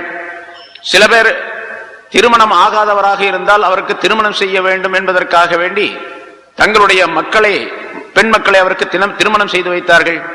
இன்னும் சிலர் இப்படியும் செய்தார்கள். வரலாற்று நிறைய கேள்விப்பட்டிருக்கின்றோம். அவர்களிலே ஒருவருக்கு 2 மனைவியர் இருந்தால் ஒரு மனைவியை தலாக்கு சொல்லி அந்த இத்தா முடிந்த பின்னால இந்த முஹாஜிரின் சகோதரருக்கு அந்த பெண்ணை திருமணம் செய்து வைத்தார். அவர் 2 மனைவி இருக்கக்கூடியவர் ஒரு மனைவியை தலாக்கு சொல்லி இத்தா முடிந்த பின்னால இந்த சகோதரருக்கு திருமணம் செய்து வைத்தார் என்று சொன்னால் இவர் மீது எவ்வளவு மஹப்பத்து உள்ளவராக, பாசம் உள்ளவராக அவர் ஆகியிருக்க முடியும் என்பதை நாம் கண்டுகொள்ள வேண்டும். அதை அல்லாஹ் தஆலா இங்கே சொல்லு, வல்லதீன ஆவவ் வனஸரு, எப்படி இருந்தார்கள் என்பதை அல்லாஹ் குறிப்பிடுகின்றார். இடமளித்தார்கள், உதவி செய்தார்கள். உலாயிக பஅதுஹும் அவுலியா பஅத், இவர்கள் தாம் சிலருக்கு நட்புறவுள்ளவர்களாக, உதவியாளர்களாக, நேசர்களாக இருக்கின்றார்கள். அப்ப முஹாஜிரீன்களும் அன்சாரிகளும் ஒருவருக்கொருவர் நட்புள்ளவர்களாக, பாசமுள்ளவர்களாக, நேசமுள்ளவர்களாக, உதவியாளர்களாக இருந்து கொண்டிருக்கின்றார்கள் என்று அல்லாஹ் தஆலா குறிப்பிடுகின்றார். இதன் மூலமாக ஒரு கருத்தை அல்லாஹ் தஆலா தெரியப்படுத்த சட்டம் மேதைகள் குறிப்பிடுகின்றார்கள். இந்த முஹாஜிரீன்கள் இங்கிருந்து போனவங்க அன்சாரிகள வீட்டுல இருக்கிறாங்க இல்லையா, மதீனாவாசிகளோட வீட்டுல அவங்க இருந்தது சும்மா வெறுமனே அந்த வீட்டுல ஒருத்தராக வெளியே இருந்து ஒருத்தர் இருக்கிறார் அப்படின்னு அர்த்தம் இல்ல. வீட்டுடையவர்களிலே ஒருவராக இவர் கருதப்பட்டார். அப்படின்னா என்ன அர்த்தம்? அவருடைய சொத்தில் இருந்து இவருக்கும் பாகம் கிடைச்சிச்சு, பாகம் கொடுத்தார்கள். கொடுக்க வேண்டும் என்ற சட்டத்தையும் உலாயிக பஅதுஹும் அவுலியா பஅத் என்ற ஆயத்தின் மூலமாக அல்லாஹ் தஆலா குறிப்பிடுகின்றார். அதுக்கு பிறகு மீராசுடைய சட்டம் வந்தது. யூசிக்குமுல்லாஹு ஃபீ அவ்லாதிக்கும் லிஸ்ஸக்கரி மிஸ்லு ஹல்லில் உன்சையைன் என்ற ஆயத்தின் மூலமாக யார் யாருக்கு சொத்து பங்கிடப்பட வேண்டும், எப்படி பங்கிடப்பட வேண்டும் என்ற சட்டங்கள் எல்லாம் வந்த பின்னால இது ரத்து செய்யப்பட்டது. ஆரம்பத்தில் என்ன சட்டம் சொன்னா, அவருடைய சொத்திலிருந்து இவருக்கும் பங்கு கொடுக்கப்படும். ஏன்னா அவர் வீட்டுக்காரர் தான், இவர் அவருடைய சகோதரர் தான். அதனால் சரி, இது ஒரு சாரார். இப்படி ஹிஜ்ரத் செஞ்சு வந்து இங்க வந்து இவர்கள் ஆதரவு தந்தாங்க முஹாஜிரின். இன்னும் சில பேர் மக்காவிலேயே இருந்தாங்க. அதாவது ஈமான் கொண்டவர்கள் சில பேர் மக்காவிலேயே இருந்தாங்க. அவங்க ஹிஜ்ரத் செய்து வரவில்லை. சில சூழ்நிலைகளின் காரணமாக அவர் உடனடியாக புறப்பட முடியவில்லை. பல பேர் அவரோடு சேர்ந்தவர்கள் இருந்து கொண்டிருக்கின்றார்கள். அவருடைய மனைவி, மக்கள், மற்றவர்கள் எல்லாம் பெற்றோர் இருப்பார்கள். இவர்களை எல்லாம் விட்டு வர முடியாத சூழ்நிலை இருந்தது. இருந்தாலும் அது குற்றம் தான். ஏன்னா ஹிஜ்ரத்தை செய்யாமல் இருப்பது மிகப்பெரிய குற்றம். ஹிஜ்ரத் செய்வது ஃபர்ல் என்று ஆக்கப்பட்டது. இப்போ ஃபர்ல்னு சொன்னா அந்த ஃபர்லை விட்டுட்டா கடுமையான குற்றம் உண்டு. அதனால யாரையும் பார்க்க கூடாது, ஹிஜ்ரத் செய்து வர வேண்டும் என்பது சட்டம். ஆனா சில பேர் வரல. அவர்களை பற்றி உள்ள விஷயத்தை அல்லாஹ் தஆலா குறிப்பிடுகின்றான். வல்லதீன ஆமனு வலம் யுஹாஜிரு, சில மனிதர்கள் ஈமான் கொண்டார்கள், ஆனால் ஹிஜ்ரத் செய்யல. மாலக்கும் மின் விலாயத்திஹிம் மின் ஷை, அவர்களுடன் எந்த விஷயத்திலும் அவர்களை நட்புறவு கொள்வது உங்களுக்கு கூடாது. அவர்களிடத்தில் உறவு கொள்வது, அவர்களிடத்தில் தொடர்பு வைத்துக் கொள்வது உங்களுக்கு கூடாது. பாருங்க, ஈமான் கொண்ட பின்னால ஈமான் கொள்வதே பெரிய காரியம், பெரிய விஷயம். ஆனாலும் கூட ஹிஜ்ரத் போக வேண்டும் என்று கட்டளை வந்த பின்னால ஹிஜ்ரத் போகாம இருந்தாரு, அது எவ்வளவு பெரிய குற்றம் சொன்னா, மற்ற மூமின்களுக்கு அல்லாஹ் தஆலா கட்டளை, அவங்களோட எந்த தொடர்பும் வச்சுக்காதீங்க. எவ்வளவு பெரிய கடுமையான கட்டளை. இன்னைக்கு நம்ம செய்வோமா அப்படி? பொதுவா ஜிஹாதுக்கு போறது, ஹிஜ்ரத் போறது அப்படின்னாவே அதுவே பெரிய காரியம். அதுவே இஸ்லாத்துல ஈமான்ல நிலைத்திருப்பதே பெரிய காரியம். அதுக்கு அடுத்ததாக உள்ளக்கூடிய விஷயங்களை எல்லாம் நம்மால் செய்யவே முடியாது, கற்பனை செய்து பார்க்கவே முடியாது. ஆனா இங்க ஈமான் கொண்ட பின்னாலே யார் ஹிஜ்ரத் போக, மாலக்கும் மின் வலாயத்திஹிம் மின் ஷை, அவருடைய உறவு முறைகளில் இருந்து எந்த பொருளும் உங்களுக்கு கிடையாது. அவருடைய தொடர்பிலிருந்து எந்த தொடர்பும் உங்களுக்கு கிடையாது. எந்த தொடர்பையும் நீங்கள் வைத்துக் கொள்ளக்கூடாது. ஹத்தா யுஹாஜிரு, அவர்கள் ஹிஜ்ரத் செய்து வரும் வரைக்கும். ஹிஜ்ரத் வந்துட்டாங்கன்னா ஓகே, அவர்களோட நீங்க சேர்ந்துக்கலாம், பேசலாம், எல்லாம் செய்யலாம். ஆனா அதே நேரத்தில் அவங்க மக்காவில் இருக்கிறாங்க, ஹிஜ்ரத் வரல, நீங்க மதீனாவில் இருக்கிறீங்க, அவங்க ஏதாவது தீனுடைய விஷயத்துல ஏதாச்சும் ஒரு உதவி கேட்டாங்கன்னு வச்சுங்க, தீன் சம்பந்தப்பட்ட விஷயத்துல ஏதாச்சும் ஒரு உதவி, தீன் சம்பந்தப்பட்ட விஷயமா இருக்கணும், உலக சம்பந்தப்பட்ட விஷயமா இருக்கக்கூடாது. அப்படி உதவி கேட்டாங்கன்னா அப்ப நீங்க உதவி செய்யறது உங்க மீது கடமை. ஏன்னா அது தீன் சம்பந்தப்பட்டது, மார்க்கம் சம்பந்தப்பட்டு ஏதாவது ஒரு உதவி தேடினால் உதவி செய்ய வேண்டும். அவர்கள் மார்க்க சம்பந்தப்பட்ட விஷயத்திலே உங்களிடத்தில் உதவி தேடினால் உங்களின் மீது கடமை, உதவி செய்யறது உங்கள் மீது கடமை என்று அல்லாஹ் தஆலா குறிப்பிடுகின்றான். ஏன்னு சொன்னால் மார்க்க சம்பந்தப்பட்ட விஷயத்துல உதவி தேடுறது அப்படின்னு சொன்னா, அவங்கள யாராவது ஒருத்தர் தாக்குறாரு அல்லது அடிக்கிறாங்க, அவருக்கு உதவி தேவைப்படுது, அவருக்கு இடையூறு செய்யறாங்க, அந்த மாதிரி நேரங்கள்ல இவருடைய உதவியை கேட்கின்றார். மதீனாவில் ஒருத்தர் இருக்காரு, அவருக்கு தகவல் தெரிவிச்சு இந்த மாதிரி எனக்கு இடையூறு ஏற்பட்டிருக்கு, நீங்க கொஞ்சம் வந்து உதவி செய்யுங்க என்று சொன்னால் அந்த நேரத்தில் உதவி செய்யலாம் என்பதை அல்லாஹ் தஆலா அனுமதி அளிக்கின்றான். அது அல்லாத உலக சம்பந்தப்பட்ட எந்த விஷயத்திலும் அவர்களுக்கு உங்களுக்கு தொடர்பே கிடையாது. இப்போ அவர்களிடத்துல மாலக்கும் மின் வலாயத்திஹிம் மின் ஷைஇன் ஹத்தா யுஹாஜிரு, அவர்கள் ஹிஜ்ரத் செய்து வரும் வரைக்கும் எந்த விஷயம் அவர்கள் தொடர்பு கூடாது என்று சொல்லி அல்லாஹ் தஆலா இல்லா அலா கௌமின் பைனக்கும் வ பைனஹும் மீசாகுன், ஆனால் ஒரு கூட்டத்தினர் மீதே தவிர, பைனக்கும் வ பைனஹும் மீசாகுன், உங்களுக்கும் அவர்களுக்கும் மத்தியிலே ஒரு உடன்படிக்கை ஏற்பட்டு இருக்கின்றதே, அப்படிப்பட்ட கூட்டத்திற்கு எதிராக இருக்கும் நிலையிலே தவிர. அதாவது முஸ்லிம்கள் மதீனாவில் இருக்கக்கூடிய அந்த மதீனாவாசிகள், முஹாஜிரீன்களோ அன்சாரிகளோ மதீனாவில் இருக்கக்கூடியவர்கள், அவங்களுக்கும் வேறொரு ஊர்ல இருக்கக்கூடிய ஒரு கூட்டத்தினருக்கும் ரெண்டு பேத்துக்கு மத்தியில ஒரு ஒப்பந்தமாக இருக்குது. நீங்க எங்க கூட சண்டைக்கு வரக்கூடாது, நாங்க உங்க கூட சண்டைக்கு வர மாட்டோம், நீங்க எப்படி நடந்துக்கணும், நாங்க எப்படி நடந்துக்கணும், எதிரிகள் வந்தா எப்படி நடந்து கொள்ள வேண்டும் என்று ரெண்டு பேரும் உட்கார்ந்து பேசி ஒரு உடன்படிக்கை ஒப்பந்தம் ஏற்பட்டு இருக்கின்றது என்று வைத்துக் கொள்வோம். இப்ப இவர்கள் அவர்களுடைய ஹலீஃப், ஒப்பந்தக்காரர்கள், அவர்கள் இவர்களுக்கு ஒப்பந்தக்காரர்கள். இந்த முஸ்லிம்களுக்கு அவர்களுக்கு ஒரு ஒப்பந்தம் இருக்கின்றது, உடன்படிக்கை இருக்கின்றது. இந்த உடன்படிக்கை செய்திருக்கான் பாருங்க, இவங்களுக்கு ஒரு தனி சட்டம் இருக்கின்றது. அவங்களை என்ன செய்யணும் கேட்டா, அவங்களை எல்லா நிலையிலும் பாதுகாக்கணும். இப்ப இந்த மக்காவில் இருக்கக்கூடியவர்கள் உதவி தேடனா, தீனுடைய விஷயத்துல உதவி தேடனா உதவி செய்யணும் அல்லாஹ் தஆலா சொல்லிட்டான். இனிஸ்தன் சருக்கும் ஃபித் தீனி ஃபஅலைக்கும் நஸ்ர் என்று சொல்லிட்டான். இப்ப இந்த மக்காவில் உள்ளவங்க என்ன பண்றாங்க, இந்த உடன்படிக்கை செய்திருக்காங்க பாருங்க, அந்த ஊருக்காரவங்க அவங்க காஃபிர் தான். அவங்களுக்கு எதிராக இவங்கள்ட்ட உதவி தேடுறாங்க. இந்த மாதிரி இந்த ஊர்ல இருக்கிறவங்க எங்களுக்கு தொந்தரவு கொடுக்குறாங்க அல்லது என்ன செய்யறாங்க, அவங்களுக்கு எதிராக எங்களுக்கு நீங்க உதவி செய்யணும் அப்படின்னு மதீனாவுக்கு தகவல் அனுப்புறாங்கன்னு வச்சுங்க. இப்ப மதீனாவில் இருக்கக்கூடியவர்கள் இவங்களுக்கு உதவி செய்யலாமா இந்த முஸ்லிம்களுக்கு? என்ன செய்யக்கூடாது. ஏன்னு கேட்டா அவங்களுக்கு ஒப்பந்தம் இருக்கின்றது. அந்த ஒப்பந்தக்காரர்களுக்கு எதிராக இவர்கள் நடவடிக்கை எடுக்கக்கூடாது. இது ஒரு பெரிய அரசியல் சம்பந்தப்பட்ட விஷயம், சாதாரணமான விஷயம் அல்ல. இது மிகப்பெரிய அரசியலுடைய விஷயம்.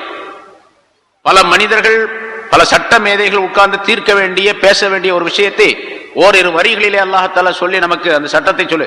இஸ்லாமிய ஆட்சியாக இருந்தால் இந்த சட்டங்கள் எல்லாம் பிரயோகிக்கப்படக்கூடிய நேரத்துல தான் அதனுடைய மதிப்பு எவ்வளவு அப்படிங்கிறது தெரியும். அந்த சட்டத்தினுடைய மதிப்பு எவ்வளவு அப்படிங்கிறது தெரியும். சரி, இல்லா அலா கௌமின் பைனக்கும் பைனஹும் மீசாகும், உங்களுக்கும் அவர்களுக்கு மத்தியில ஒரு உடன்படிக்கை இருக்கின்றதே, அப்படிப்பட்ட மனிதர்களுக்கு எதிராக இருந்தால் தவிர, எதிராக இருந்தால் அவர்களுக்கு உதவி செய்யக்கூடாது அப்படின்னு அர்த்தம். வல்லாஹு பிமா தஅமலூன பஸீர், அல்லாஹ் தஆலா நீங்கள் செய்கின்றவற்றை எல்லாம் பார்த்து கொண்டிருக்கின்றான், பார்ப்பவனாக இருக்கின்றான். நீங்க என்ன செய்யறீங்க அப்படிங்கிறத அல்லாஹ் தஆலா பார்த்து கொண்டிருக்கின்றான். அல்லாஹ்வுடைய பார்வையை விட்டும் அவனுடைய கவனத்தை விட்டும் உங்களுடைய எந்த செயலும் மறைந்து விடாது. ஆகவே அல்லாஹ் முன்னாலே இருக்கின்றான் என்ற எண்ணத்திலேயே உங்களுடைய செயல்கள் அனைத்தும் இருக்க வேண்டும் என்பதை அல்லாஹ் தஆலா இங்கே குறிப்பிடுகின்றான்.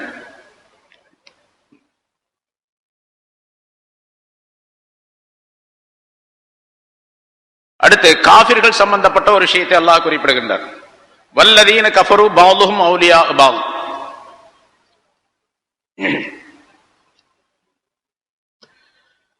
நிராகரித்துக் கொண்டிருக்கக்கூடியவர்கள், அல்லாஹ்வையும் ரசூலையும் சட்டங்களையும் ஷரியத்தையும் நிராகரித்துக் கொண்டிருக்கக்கூடியவர்கள்.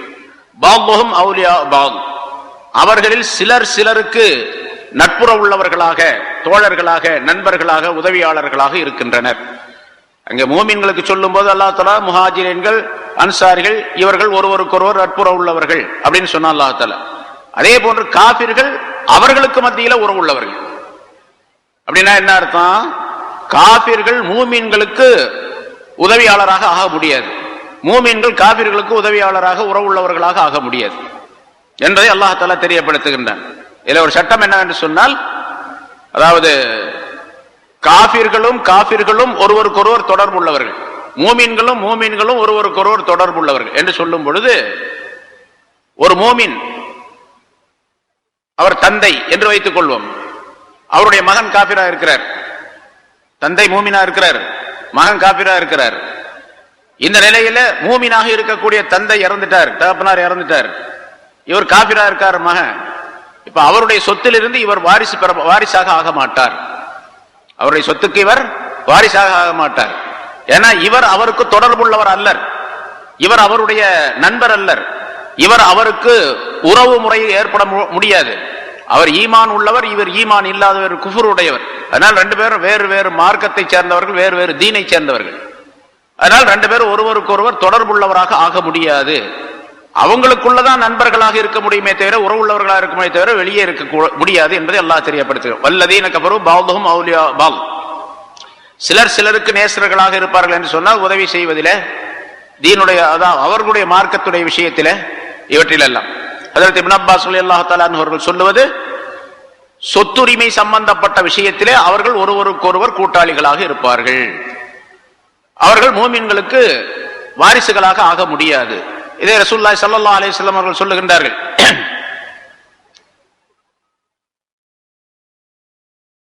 மாறுபட்ட இரண்டு தீன் உடையவர், மார்க்கம் உடையவர் ஒருவருக்கொருவர் வாரிசாக ஆக முடியாது. தந்தையோ மகனோ தாயோ மகளோ யாரா இருந்தாலும் சரி, இவருக்கு அவர் வாரிசாக ஆவதாக இருந்தால் அவரும் மூமினாக இருக்க வேண்டும். காபிரான ஒரு தந்தைக்கு மகன் வாரிசாக மாட்டார், காபிரான மகனுக்கு தந்தை வாரிசாக ஆக மாட்டார். அதே மாதிரி உறவினர்கள் யாருமே வாரிசாக ஆக முடியாது என்பதையும் அல்லாஹ் தஆலா சொல்லி காட்டுகின்றான். அதே மாதிரி பல சட்டங்களுக்கு முன்னால அந்த யூசிக்குமுல்லாஹு ஃபீ அவுலாதிக்கும் என்ற அந்த சூரத்து நிசால வரக்கூடிய அந்த ஆயத்திற்கு விளக்கம் சொல்லப்பட்டு இருக்கின்றது. மூமின் காபிருக்கு வாரிசாக மாட்டார் என்று சொல்லும் பொழுது, ஒரு மனிதன் இன்னொரு மனிதனை கொலை, அதாவது மகன் தந்தையை கொலை செய்து விடுகின்றான். மகன் தந்தையை கொலை செய்து விடுகின்றான். வேணும்னே கொலை செஞ்சால் அவருக்கு நரகம்தான் என்று அல்லாஹ் தஆலா குர்ஆனிலே தீர்ப்பளிக்கின்றான். வேணுமென்னே ஒரு மூமின் இன்னொரு மூமினை கொலை செய்தால் அவர் பெறக்கூடியது நரகம்தான் என்பதாக.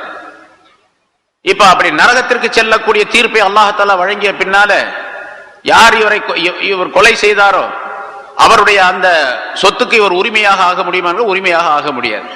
அதே ரசூலுல்லாஹி ஸல்லல்லாஹு அலைஹி வஸல்லம் அவர்கள் சொன்னார்கள், ஒரு தந்தையை ஒரு மகன் தந்தையை கொலை செய்து விட்டான் என்று சொன்னால் தந்தையுடைய சொத்துக்கு மகன் வாரிசாக ஆக முடியாது.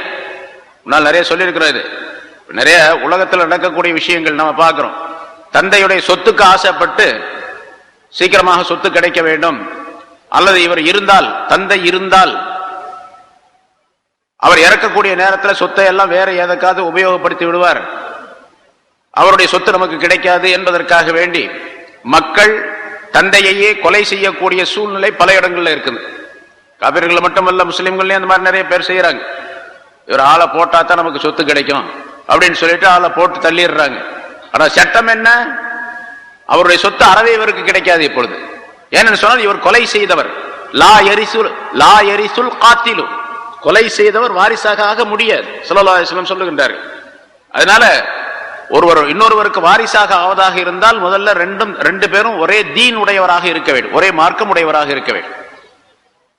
ஒரு மூமின் இன்னொரு மூமினுக்கு வாரிசாவார். அதுபோல காபிர் என்று சொன்னால் ஒரு காபிர் இன்னொரு காபிருக்கு வாரிசு. அந்த காபிருடைய வாரிசு அப்படின்னு சொல்லும்போது அவர்களுக்கு என்ன சட்டம் இருக்கா சட்டப்படி அவர்கள் நடந்து கொள்வார்கள். அதை அல்லாஹ் தஆலா இந்த ஆயத்திலே தெரியப்படுத்துகின்றான் என்று இப்னு அப்பாஸ் ரலியல்லாஹு தஆலா ஒரு விளக்கம் சொல்லுகின்றார்கள். வல்லதீன கஃபரு பஅதுஹும் அவுலியா பஅத் இல்லா தஃஅலூஹு, இதை நீங்கள் செய்யவில்லை என்று சொன்னால், இல்லா தஃஅலூ, இதை செய்யவில்லை என்று சொன்னால் அப்படின்னு சொன்னா இங்கே மூணு விஷயம் முன்னால் அல்லாஹ் தஆலா மூன்று விதமான சட்டங்களை சொல்லி இருக்கின்றான். அதாவது ஹிஜ்ரத் செய்து சென்ற முஹாஜிரீன்கள், அவர்களுக்கு ஆதரவு தந்த அன்சாரிகள், இவர்கள் அவுலியா பஅதுஹும் அவுலியா பஅத் என்று ஒரு சட்டம். அதே போன்று ஈமான் கொண்ட பின்னால ஹிஜ்ரத் செய்யாதவர்கள், அவர்களிடத்தில் நீங்கள் எந்த தொடர்பும் வைத்துக் கொள்ளக்கூடாது. தீனுடைய விஷயத்தில் அவர்கள் உதவி தேடினால் தவிர அந்த உதவியும் கூட யார் ஒப்பந்தம் செய்தார்களோ அவர்களுக்கு எதிராக இருந்தால் செய்யக்கூடாது என்றெல்லாம் அல்லாஹ் தஆலா இரண்டாவது ஒரு சட்டத்தை சொல்லி காட்டினான். மூன்றாவது ஒரு சட்டம் வல்லதீன கஃபரு பஅதுஹும் அவுலியா பஅத், காபிராக இருக்கக்கூடியவர்கள் அவர்கள் சிலருக்கு சிலர் நண்பர்களாக இருப்பார்கள் என்பது மூன்றாவது சட்டம். இந்த மூன்று சட்டத்தையும் நீங்கள் கடைபிடிக்க வேண்டும். சஹாபாக்களுக்கு அல்லாஹ் தஆலா உத்தரவிடுகின்றான், மூன்று சட்டங்களையும் நீங்கள் கடைபிடிக்க வேண்டும். வயில்லா தஃஅலூஹு, இப்ப இந்த இடத்துல இந்த ஆயத்துக்கு விளக்கம் என்னங்க? இதை நீங்கள் செய்யவில்லை என்று சொன்னால், மேலே சொல்லப்பட்ட இந்த சட்டங்களில் ஒவ்வொன்றையும் நீங்கள் செய்யவில்லை என்றால், ஏதாவது ஒன்ன விட்டுட்டாங்க கூட என்ன வரும் அப்படிங்கிறது அல்லாஹ் தஆலா சொல்ல, இல்லா தஃஅலூஹு, நீங்கள் இதை செய்யவில்லை என்று சொன்னால் தகுன் ஃபித்னத்துன் ஃபில் அர்த், பூமியிலே குழப்பம் உண்டாகிவிடும். வ ஃபஸாதுன் கபீர், பெரிய ஃபஸாதும் உண்டாகிவிடும். ஃபித்னான்னு சொன்னாலும் குழப்பம்னு சொல்லுவோம், ஃபஸாதுன்னு சொன்னாலும் குழப்பம்னு தமிழ்ல அர்த்தம் சொல்லுவோம். ஆனா ஃபித்னா அப்படிங்கிறதுக்கு ஃபஸாத் என்பதற்கு ரெண்டுக்கு வேறுபாடு இருக்கின்றது. ஃபித்னாங்கிறது பொதுவாக மக்களுக்கு மத்தியிலே ஏற்படக்கூடிய சில பிரச்சனைகள், மக்களுக்கு மத்தியிலே ஏற்படக்கூடிய குழப்பங்கள்.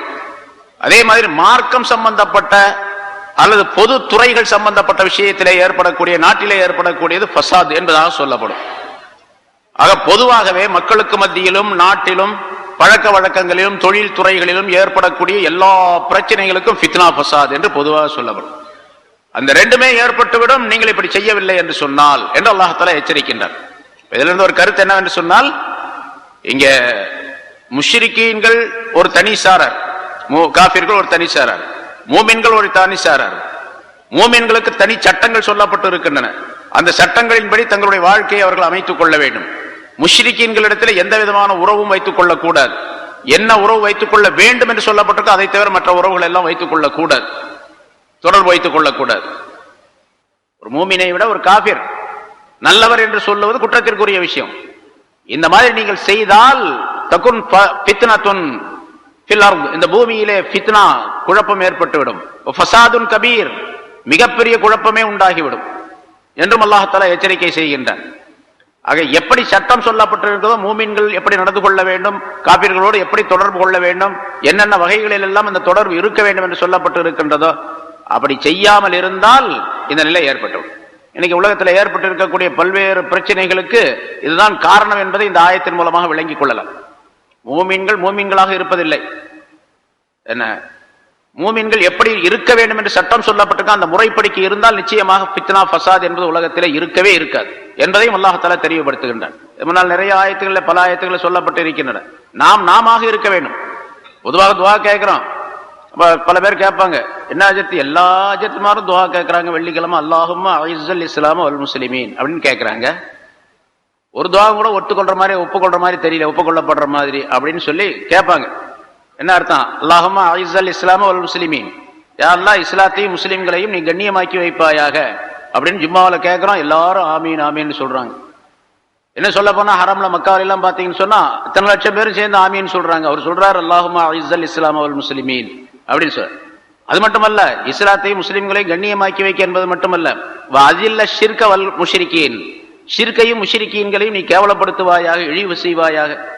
இன்னும் சில ஊர்களில் சில குத்பாக்கள்ல பாக்குறோம், அல்லாஹும்ம தம்மிர் தியாரஹும் வஹர்ரிப் பிலாதஹும், யா அல்லாஹ் அவருடைய ஊர்களை எல்லாம் நாசமாக்குவாயாக, அவருடைய வீடுகளை எல்லாம் நீ அழிப்பாயாக என்றெல்லாம் துவா கேட்கிறோம். ரசூலுல்லாஹி ஸல்லல்லாஹு அலைஹி வஸல்லம் துவா கேட்க சொல்லி இருக்கிறாங்க. அப்படிலாம் கேட்கலாமான்னு கேட்பாங்க சில பேர். குத்பாவில் ஜும்மாவில் முக்கியமான நாள்ல நமக்கு தேவைப்பட்டது கேட்டு போக வேண்டியதுதானே. அவர் அழிச்சிடுவாயாக, அவர் நாசப்படுத்துவாயாகன்னு எப்படி கேட்கறது அப்படின்னு சொல்லுவாங்க. ரசூலுல்லாஹி ஸல்லல்லாஹு அலைஹி வஸல்லம் ஜும்மாவில் கேட்டிருக்கிறாங்க. பெயர் சொல்லி கேட்டாங்க. சில நேரங்கள்ல அந்த குப்பார்கள் அளவுக்கு மீறி அநியாயம் செய்த பொழுது ரசூலுல்லாஹி ஸல்லல்லாஹு அலைஹி வஸல்லம் பெயர்களை சொல்லி இவரை அழிப்பாயாக, இவரை நாசப்படுத்துவாயாக என்றெல்லாம் சொன்னார்கள், பத்வா செய்தார்கள் ரசூலுல்லாஹி ஸல்லல்லாஹு அலைஹி வஸல்லம். அது மாதிரி செய்யறதுக்கு அனுமதி இருக்குது. சரி, இப்படி எல்லாம் கேட்கிறான், இந்த அளவு கேட்கிறான், அல்லாஹும்ம அஇஸ்ஸல் இஸ்லாம வல் முஸ்லிமீன், இஸ்லாத்தையும் முஸ்லிம்களையும் நீ கண்ணியப்படுத்துவாயாக என்று எல்லாரும் கேட்கிறாங்க. எல்லா அஜத்துமாரும் கேட்கிறாங்க, எல்லாரும் ஆமீன் சொல்றாங்க.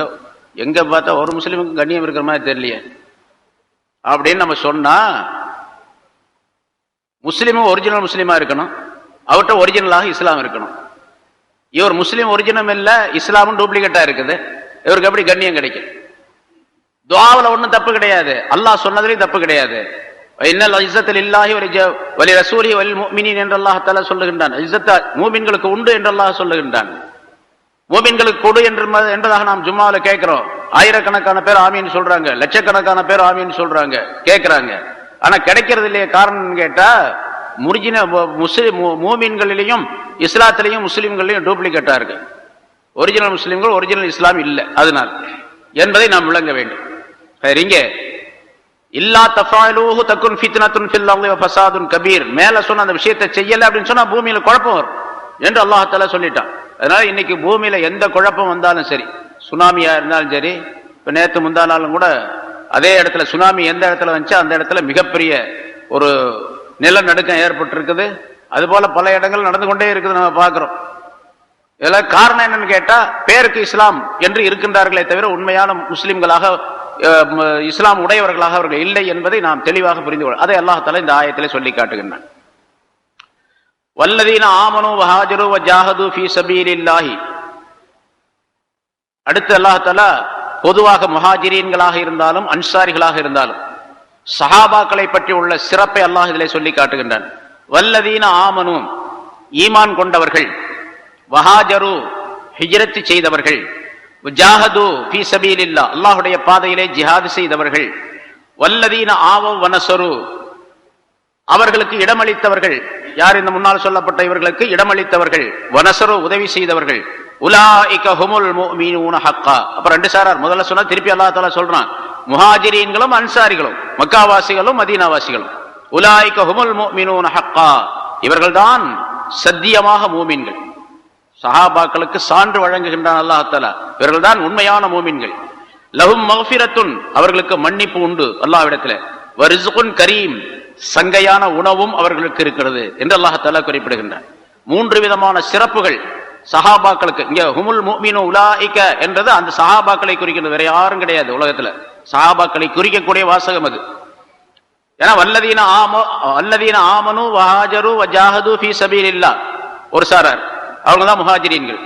வல்லதீன ஆவவ் வனஸரு, இவர்கள் ஒரு சாரார் அன்சாரிகள். உலாயிக ஹுமுல் முஃமினூன ஹக்கா, இவர்கள் எல்லோரும் சேர்ந்து உண்மையான மூமின்கள். ஆக ஒரு சஹாபி கூட இதுல விடுபடல, எல்லா சஹாபாக்களும் அதுல சேர்ந்தவர்கள். அடிக்கடி நான் சொல்லியிருக்கிறேன், எந்த சஹாபியும் குற்றத்திற்குரியவர் அல்ல. ஒரு சஹாபி ஒரு தவறான விஷயத்தை செய்திருக்கின்றார் என்று நாம் வரலாற்றிலே கேள்விப்பட்டால் அந்த தவறு அவருடைய விஷயத்திலே தவறாக ஆகாது. அப்படி இருந்தாலும் கூட அந்த தவறு அவருக்கு மன்னிக்கப்பட்டு இருக்கும். ரசூலுல்லாஹி ஸல்லல்லாஹு அலைஹி வஸல்லம் அவர்களோடு உறவு கொண்ட காரணத்தினால் அந்த தவறு அவருக்கு நன்மையாக மாற்றப்பட்டிருக்கும். நன்மையாக மாற்றப்பட்டிருக்கும். ஒரு சஹாபி வந்தார், யார சொல்ல, நான் ஒரு பொம்பளை முத்தமிட்டுட்டேன் அப்படின்னு சொன்னார். ஸல்லல்லாஹு அலைஹி வஸல்லம் ஒன்னும் சொல்ல பேசாம இருந்தாங்க. தொழுகை நேரம் வந்துச்சு, பாங்கு சொல்லப்பட்டது, இகாமத் சொல்லப்பட்டது, தொழ வச்சாங்க. அவரும் சேர்ந்து தொழுதாரு. தொழுது முடிச்ச உடனே கேட்ட ஆள் எங்கன்னு கேட்டாங்க. இதை நான் இருக்கிறேன் யார சொல்லலாம். என்ன செஞ்ச? நான் ஒரு பெண்ணை முத்தமிட்டேன். நீ இப்ப என்ன பண்ண? உங்களோட நான் தொழுதேன். இன்னல் அல்லாஹ் தஆலா அந்த நேரத்தில் இந்த ஆயத்தை இறக்கி வைத்தான். இன்னல் ஹசனாத்தி யுத்ஹிபுன ஸய்யிஆத், நன்மைகள் பாவங்களை போக்கிவிடும் என்று அல்லாஹ் தஆலா அருளினான். அதே நேரத்தில் இன்னொரு ஆயத்தில் அல்லாஹ் தஆலா இதே மாதிரி ஒரு நிகழ்ச்சியை பற்றி சொல்லும் போது அல்லாஹ் தஆலா இந்த ஆயத்தை யுபத்திலுல்லாஹு ஸய்யிஆத்திஹிம் ஹஸனாத், அவர்களுடைய தீமைகளை எல்லாம் நன்மைகளாக அல்லாஹ் தஆலா மாற்றி விடுகின்றான் என்பதாகவும் இந்த ஆயத்தை சஹாபாக்களுடைய விஷயத்திலே அருளினான். இப்ப சஹாபாக்கள் எப்படி விட்டாங்கன்னா, ஒரு பொண்ணை முத்தமிட்டுட்டாரு, ஆனா முத்தமிட்டது அவருக்கு எப்படி பாய்ப்புச்சுன்னு கேட்டா மிகப்பெரிய பயத்தை உண்டாக்கிட்டது, மிகப்பெரிய பயத்தை உண்டாக்கிடுச்சு.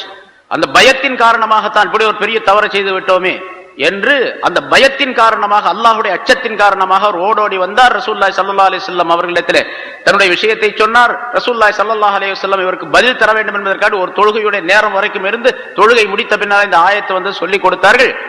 உனக்கு மன்னிக்கப்பட்டு விட்டது. மன்னிக்கப்பட்டது மட்டுமல்ல, அவருடைய பாவத்தை நன்மையாக அல்லாஹ் தஆலா 1000 பாவம் எழுதி வச்சிருந்தான் 1000 நன்மைகளாக மாறி போச்சு என்று சொன்னால் சஹாபாக்கள் எவ்வளவு பெரிய உயர்ந்த அந்தஸ்து உரியவர்கள் என்பதை நாம் இங்கே கவனிக்க வேண்டும். நமக்கு யாராவது ஒரு பெரிய மனிதர் சொன்னாவே போதும், நீங்க உண்மையான மூமின் தாங்க நீங்க அப்படின்னு சொல்லிட்டாவே அவ்வளவுதான், எல்லாத்தையும் பிரச்சாரம் பண்ணிடுவோம். அவர் பெரியவர் இருந்தாரு, அவர் சொல்லிட்டாருங்க, என்ன கரெக்டான மூமின்னு என்னை பத்தி சொல்லியிருக்கிறார், நான் கண்டிப்பா சொர்க்கம் போயிடுவேன் அப்படின்னு முடியே பண்ணிடுவேன். எல்லாத்தையும் பிரச்சாரம் வேற பண்ணுவேன், மேடையெல்லாம் பேசிட்டே இருப்பேன், என்னை பத்தி இந்த வெளியூர்ல அவர் சொல்லிட்டாரு அப்படின்னு. அல்லாவே சொல்றான் உலாயிக ஹுமுல் முஃமினூன ஹக்கா அப்படின்னு சஹாபாக்களை பற்றி. ஆனா அவங்க எப்படி இருந்தாங்க அப்படின்னா அவங்கள பாருங்க, அவங்க எப்படி இருந்தாங்க. ஒவ்வொருவரும் அவர்களுடைய கடைசி நேரத்தில் அழுது துடித்தார்கள், என்னுடைய நிலை எப்படி ஆகுமோ என்ன ஆகுமோ என்பதாக கவலைப்பட்டார்கள் என்பதாக. நிறைய வரலாற்றில் நிறைய பார்க்கிறோம், ஏராளமான சஹாபாக்களுடைய வரலாறு. 1 2 ஒரு சம்பவம் நேற்று இப்போ இந்த அங்கே மக்காவில் இருக்கும்போது பார்த்தேன். ஒரு கிதாப் ஒன்று வாங்க போனேன், எடுத்து பார்த்தா ஒரு சம்பவம் இருந்துச்சு. அந்த சம்பவம் இருந்ததாலே அந்த கிதாப் வாங்கினேன். பார்த்தா அதில் நிறைய சம்பவங்கள் இருக்குது இல்லைங்களா. ஹஜ்ரத் உமர் ரலியல்லாஹு தஆலா அன்ஹு அவர்கள் ரசூலுல்லாஹி ஸல்லல்லாஹு அலைஹி வஸல்லம் அவர்களிடத்துல வந்து ஒரு ரிப்போர்ட் செய்றார். யா ரசூலல்லாஹ், இந்த அலி இருக்கிறாரு, என்னை பார்த்தா சலாம் சொல்ல மாட்டேங்கிறாரு அப்படின்னு. அலி சலாம் சொல்ல மாட்டேங்கிறாரு. அவர் சலாம் சொல்லாம இருப்பாரா? சலாம் சொல்ல மாட்டேங்கிறாரு என்ன பார்த்தா அப்படின்னு சொல்லி சொன்னார். உடனே அலி ரலியல்லாஹு தஆலா அன்ஹு கூப்பிட்டு விட்டாங்க. ரசூலுல்லாஹி ஸல்லல்லாஹு அலைஹி வஸல்லம் கூப்பிட்டு விட்டு கேட்டாங்க, உமர் உன்னை பத்தி ரிப்போர்ட் ஒன்று செய்யறாரு, நீ சலாம் சொல்ல மாட்டேங்கிறியாமா? ஆமா யா ரசூலுல்லாஹ், சொல்லல. என்ன விஷயம் அப்படின்னு கேட்டாங்க. அந்த நீங்க ஒரு செய்தி, ஒரு ஹதீஸை சொல்லியிருக்கீங்க, அதை நான் கேள்விப்பட்டேன். நீங்க சொன்ன ஹதீஸை கேட்டிருக்கிறேன் நான். என்ன ஹதீஸ்? 2 மூமின்கள் ஒருவருக்கொருவர் சந்தித்துக் கொண்டு யார் முதல்ல சலாம் சொல்லுகின்றாரோ, அவருக்கு சொர்க்கம் கடமை, சொர்க்கம் வாஜிப் என்பதாக அங்க சொல்லி இருக்கிறீங்க. சொர்க்கம் வாஜிப் என்பதாக சொல்லி இருக்கிறீங்க அவருக்கு. அதனால உமர் ரலியல்லாஹு தஆலா, நான் உமரை சந்திக்கும் போதெல்லாம் அவருக்கு சொர்க்கம் கிடைக்கணும்னு நினைப்பேன், அதனால அவர் முதல்ல சலாம் சொல்லட்டும்னு நினைப்பேன் அப்படின்னு சொன்னார். எவ்வளவு அற்புதமான மனிதர்கள் பாருங்க. சாதாரணமா பேசிட்டு போயிடுறாங்க சஹாபாக்கள் அப்படின்னு சொன்னா, அவரும் மனுஷன் தான் நானும் மனுஷன் தான் அப்படின்னு, இவனும் மனுஷன் அவரும் மனுஷன் அப்படின்னு சொன்னா அப்படி மனுஷன் ஆக முடியுமா? அப்படி எப்படிப்பட்ட அற்புத மனிதர்கள். அவருக்கு சொர்க்கம் கிடைக்கும் என்று முதல்ல சலாம் சொல்லக்கூடியவர்கள் சொர்க்கம் கிடைக்க முடியும். இப்ப நம்ம அந்த ஹதீஸ்கள் எப்படி நம்ம என்ன சொல்லுவோம்? சரி, முதல்ல பார்த்தோம், நம்ம முதல்ல சலாம் சொல்றதுக்கு முந்திக்கணும் அப்படித்தான் நினைப்போம். சலாம் சொல்றதுக்கு முந்திக்கணும் அப்படின்னு தான் நினைப்போம். ஆனா அவர் சலாம் சொல்றதை பிந்துறாரு. அவர் சலாம் சொல்லிட்டு நான் பதில் சொல்றேன் அப்படின்னு சொல்லிட்டு, காரணம் கேட்டா சொர்க்கம் கிடைப்பது அவருக்கு கிடைக்க வேண்டும் என்று விரும்புகின்றார் என்று சொன்னால் சஹாபாக்கள் எவ்வளவு உயர்ந்தவர். அதே போல இன்னொரு சம்பவம், ரசூலுல்லாஹி ஸல்லல்லாஹு அலைஹி வஸல்லம் அந்த சலாம் சொல்வதை பற்றி இன்னொரு ஹதீஸ் சொன்னாங்க. 2 மூமின்கள் சந்தித்துக் கொண்டு யார் முதல்ல சலாம் சொல்லுகின்றாரோ, 2 பேருக்கு சேர்த்து இவர் சலாம் சொல்லுன்னா அவர் பதில் சொல்றாருன்னு வச்சுங்க, 2 பேருக்கு சேர்த்து 100 ரஹ்மத்துகள் வழங்கப்படுகின்றன. 100 ரஹ்மத்துகள். அதுல 100 நன்மைகள் வழங்கப்படுகின்றன. அதுல யார் முதல்ல சலாம் சொல்லுகின்றாரோ, முந்திக் கொண்டு சலாம் சொல்லுகின்றாரோ அவருக்கு 90, அடுத்தவருக்கு 10 அப்படின்னு சொன்னாங்க. இவருக்கு 90%, அவருக்கு 10% கிடைக்குது அப்படின்னு சொல்லி.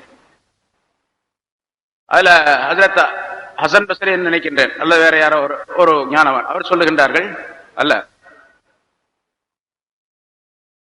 சுஃபியானு சௌரி அவங்க சொல்றாங்க, நான் ஒரு மூமினான மனிதரை சந்திக்கும் பொழுது அவர் சலாம் சொல்ல வேண்டும் என்று நான் விரும்புவேன். நான் முதல்ல சலாம் சொல்ல மாட்டேன் அவருக்கு, அவர் தான் எனக்கு சலாம் சொல்லணும்னு விரும்புவேன். அதே அப்படி செஞ்சீங்க செய்றீங்க அப்படின்னு கேட்கப்பட்ட பொழுது அப்பதான் இந்த விஷயத்தை சொல்றாங்க. ரசூலுல்லாஹி ஸல்லல்லாஹு அலைஹி வஸல்லம் இப்படி ஒரு ஹதீஸ் சொல்லி இருக்கிறாங்க, யார் முதல்ல சலாம் சொல்றாரோ அவருக்கு 90, மற்றவருக்கு அடுத்தவருக்கு 10 சொல்லி இருக்கிறாங்க. அதனால என்னுடைய சகோதரரான முஸ்லிமான அவருக்கு 90 கிடைக்க வேண்டும் என்று நான் விரும்புகின்றேன் அப்படின்னு சொன்னார். அவருக்கு 90 கிடைக்கிட்டு எனக்கு 10 இருந்தா போதும். ஆனா அல்லாஹ் என்ன பண்ணுவான் தெரியுமா, அவருக்கு 90 கொடுத்தானே இவருக்கு 900 கொடுப்பான். ஏன்னா இவர் அவருக்கு 90 கிடைக்குன்னு நினைக்கிறாரா இல்லையா, அந்த நினைப்புக்கு அல்லாஹ் தஆலா பரிசு கொடுக்கணும், அதை விட 10 மடங்கு அதிகமா கிடைக்கும். ஒரு மூமினான மனிதனுடைய சிறப்பான தன்மை அது. நாங்க சஹாபாக்கள் எப்படிப்பட்டவர்கள், உலாயிக ஹுமுல் முஃமினூன ஹக்கா லஹும் மக்ஃபிரத்துன், அவர்களுக்கு மன்னிப்பு உண்டு, ரிஸ்கை கரீம், சங்கையான உணவும் உண்டு. அப்படின்னா என்ன அர்த்தம், எல்லாமே சொர்க்கவாசிகள்னு அர்த்தம். மக்ஃபிரத்து கிடைச்சிருச்சு, ரிஸ்கை கரீம் எங்க கிடைக்கும், சங்கையான உணவு எங்க கிடைக்கும், சொர்க்கத்துல தான் கிடைக்கும். சொர்க்கத்துக்கு போகாம சங்கையான உணவு எல்லாம் கிடைக்காது. அதனால சஹாபாக்கள் அத்தனை பேரும் சொர்க்கவாசிகள் அப்படிங்கிறது இந்த ஆயத்தில் இருந்து விளக்கு. இப்படி ஏராளமான விளக்கங்கள் சஹாபாக்களை பற்றி சொல்லப்பட்டு இருக்கின்றன. ஆக அல்லாஹ் தஆலா இந்த ஆயத்தில் சஹாபாக்கள் சிறப்பை சொல்லுகின்றான். அதே நேரத்தில் சஹாபாக்கள் என்னென்ன தியாகங்களை செய்தார்கள் என்பதையும் அல்லாஹ் தஆலா குறிப்பிடுகின்றான். இந்த தியாகங்களை கேட்கக்கூடிய மூமினாக இருக்கக்கூடிய நாம் எப்படி நடந்து கொள்ள வேண்டும், எப்படி இஸ்லாத்தில் இருக்க வேண்டும், இஸ்லாத்துக்காக வேண்டி என்னென்ன தியாகங்கள் செய்ய வேண்டும் என்பதை உணர வேண்டும் என்பதற்காக வேண்டியும் அல்லாஹ் தஆலா இங்கே குறிப்பிடுகின்றான். வல்லதீன ஆமனு மின் பாது வஹாஜரு வஜாஹது மஅஹும் வஜாஹது மஅக்கும் ஃபஉலாயிக மின்கும். இதற்கு பிறகு ஈமான் கொண்டார்களே அவர்கள், பிறகுன்னு சொன்னா ஹிஜ்ரி 6வது ஆண்டு ஹுதைபியா உடன்படிக்கை நடந்தது, அதுக்கு பிறகு ஈமான் கொண்டவர்கள் அப்படிங்கிற அர்த்தம் செய்யப்பட்டிருக்கிறது. அதாவது ஹுதைபியா உடன்படிக்கை ஹிஜ்ரி 6வது வருஷம் ரசூலுல்லாஹி ஸல்லல்லாஹு அலைஹி வஸல்லம் அவர்களும் ஒரு 1400 சஹாபாக்களும் உம்ரா செய்வதற்காக வேண்டி மக்காவுக்கு வந்தாங்க. மக்காவுக்கு வெளியே உள்ள ஹுதைபியா என்ற ஒரு இடத்துல தங்கிக்கிட்டு அந்த மக்காவாசிகள் இடத்துல அனுமதி கேட்டாங்க, அனுமதி மறுக்கப்பட்டது. பிறகு அவங்களுக்கு மத்தியில் ஒரு ஒப்பந்தம் ஏற்பட்டது, 10 வருஷத்துக்கு ஒரு ஒப்பந்தம். அந்த ஒப்பந்தத்தை பின்னால முடிச்சுட்டாங்க அவங்க. அது பின்னால் அடுத்த சூரத்துல் பராத் என்ற அந்த தௌபாவுடைய அந்த ஆயத்தினுடைய ஆரம்பத்தில் அந்த விஷயங்கள்லாம் வருது. இப்ப அந்த ஹுதைபியா உடன்படிக்கைக்கு பின்னால ஈமான் கொண்டவர்கள் இருக்கிறாங்களே, முந்தி ஈமான் கொண்டவர்களை போன்று ஆக மாட்டார்கள். ஏன்னா ஹுதைபியா உடன்படிக்கைக்கு பின்னால ஒரு இஸ்லாத்துக்கு ஒரு பெரிய வலு ஏற்பட்டு விட்டது. பத்ருக்கு பின்னாலே ஏற்பட்டு விட்டது, ஹிஜ்ரத்துக்கு பின்னாலேயும் ஏற்பட்டு விட்டது. ஹிஜ்ரத்துக்கு முன்னால அவ்வளவு வலு கிடையாது. முஸ்லிம்கள் மிகப்பெரிய சிரமத்திற்கு உள்ளானவர்களாக தாக்கப்பட்டு கொண்டிருந்தார்கள். அந்த நேரத்தில் இஸ்லாத்தில் வந்தவங்களும் அதுக்கு பின்னால இஸ்லாத்தில் வந்தவங்களும் சமமாக முடியுமா? இவங்க எவ்வளவு பெரிய சிரமத்தை ஏற்றுக்கொண்டு அந்த இஸ்லாத்தை தங்களுக்குள்ளே வைத்துக் கொண்டார்கள். அவ்வளவு பெரிய சிரமத்திற்கு பின்னாலும் கூட இஸ்லாம் தங்களிடத்தில் இருக்க வேண்டும் என்று விரும்பினார்கள். ஆனா அதுக்கு பின்னால் அந்த மாதிரி சிரமங்கள்லாம் இல்லை. சிரமம் இல்லாத நேரத்தில் இஸ்லாத்திற்கு வந்தார்கள் என்று சொன்னால் இவர்கள் அவர்களை போன்று ஆக முடியாது. அதே அல்லாஹ் தஆலா இங்கே சொல்லி காட்டுகின்றான், வல்லதீன ஆமனு மின் பாது, இதற்கு பின்னால் ஹுதைபியா உடன்படிக்கைக்கு பின்னால் ஈமான் கொண்டார்களே அவர்கள், வஹாஜரு, அதற்கு பின்னால் அவர்கள் ஹிஜ்ரத் செய்தார்களே, வஜாஹது மஅக்கும், உங்களுடன் சேர்ந்து ஜிஹாதும் செய்தார்களே, ஃபஉலாயிக மின்கும், அவர்களும் உங்களில் உள்ளவர்கள் தான். பின்னால தரஜா அந்த அந்தஸ்து கம்மியா இருந்தாலும் கூட, அதாவது நன்மைகள் கம்மியா இருந்தாலும் கூட அவர்களும் உங்களிலே உள்ளவர்கள் தான். அவர்களை நீங்க தனியா ஒதுக்கிடாதீங்க. ஏன்னா அவர்களுக்கு நன்மை குறைவாக இருந்தாலும் நீங்க என்ன நினைக்கணும்னு கேட்டா, அவர்களும் நம்மை சார்ந்தவர்கள் தான், நம்முடைய சகோதரர்கள் தான் அப்படின்னு நினைக்கணும். அவர்கள் ரொம்ப கேவலமாக நினைச்சிடாதீங்க. அதே போல பின்னால ஈமான் கொண்டு இருந்தாலும் கூட முதல்ல ஒரு சட்டம் சொன்னோம், காபிர்கள் மூமின்களுக்கு வாரிசாக ஆக மாட்டார்கள், மூமின் காபிருக்கு வாரிசாக மாட்டார் அப்படின்னு சொல்லிட்டு. இப்போ இவங்க இப்படி நினைச்சிடக்கூடாது. அதாவது நாம முன்னால ஹிஜ்ரத் செய்து வந்தோம், நமக்கு ஒரு தனி மரியாதை இருக்கின்றது, மதிப்பு இருக்கின்றது. பின்னால ஹிஜ்ரத் செஞ்சு வந்தாங்க பாருங்க, ஹுதைபியா உடன்படிக்கைக்கு பின்னால ஹிஜ்ரி 6வது வருஷத்துக்கு பின்னால வந்தாங்க, அல்ல மக்கா வெற்றிக்கு பின்னால வந்தாங்க. இவங்களெல்லாம் நம்மை விட தாழ்ந்தவர்கள் தான். அவர்களுக்கும் நமக்கும் எந்த விதமான தொடர்பும் இந்த வாரிசுடைய முறையில கிடையாது. அல்லது கம்மியா இருக்கும் அப்படின்லாம் நீங்க நினைச்சிடக்கூடாது என்பதற்காக வேண்டி அல்லாஹ்தாலா இந்த சட்டத்தை சொல்லுகின்றான். அவர்களும் உங்களை சார்ந்தவர்கள் தான், மின்கும் அவர்களும் உங்களில் உள்ளவர்கள் தான்.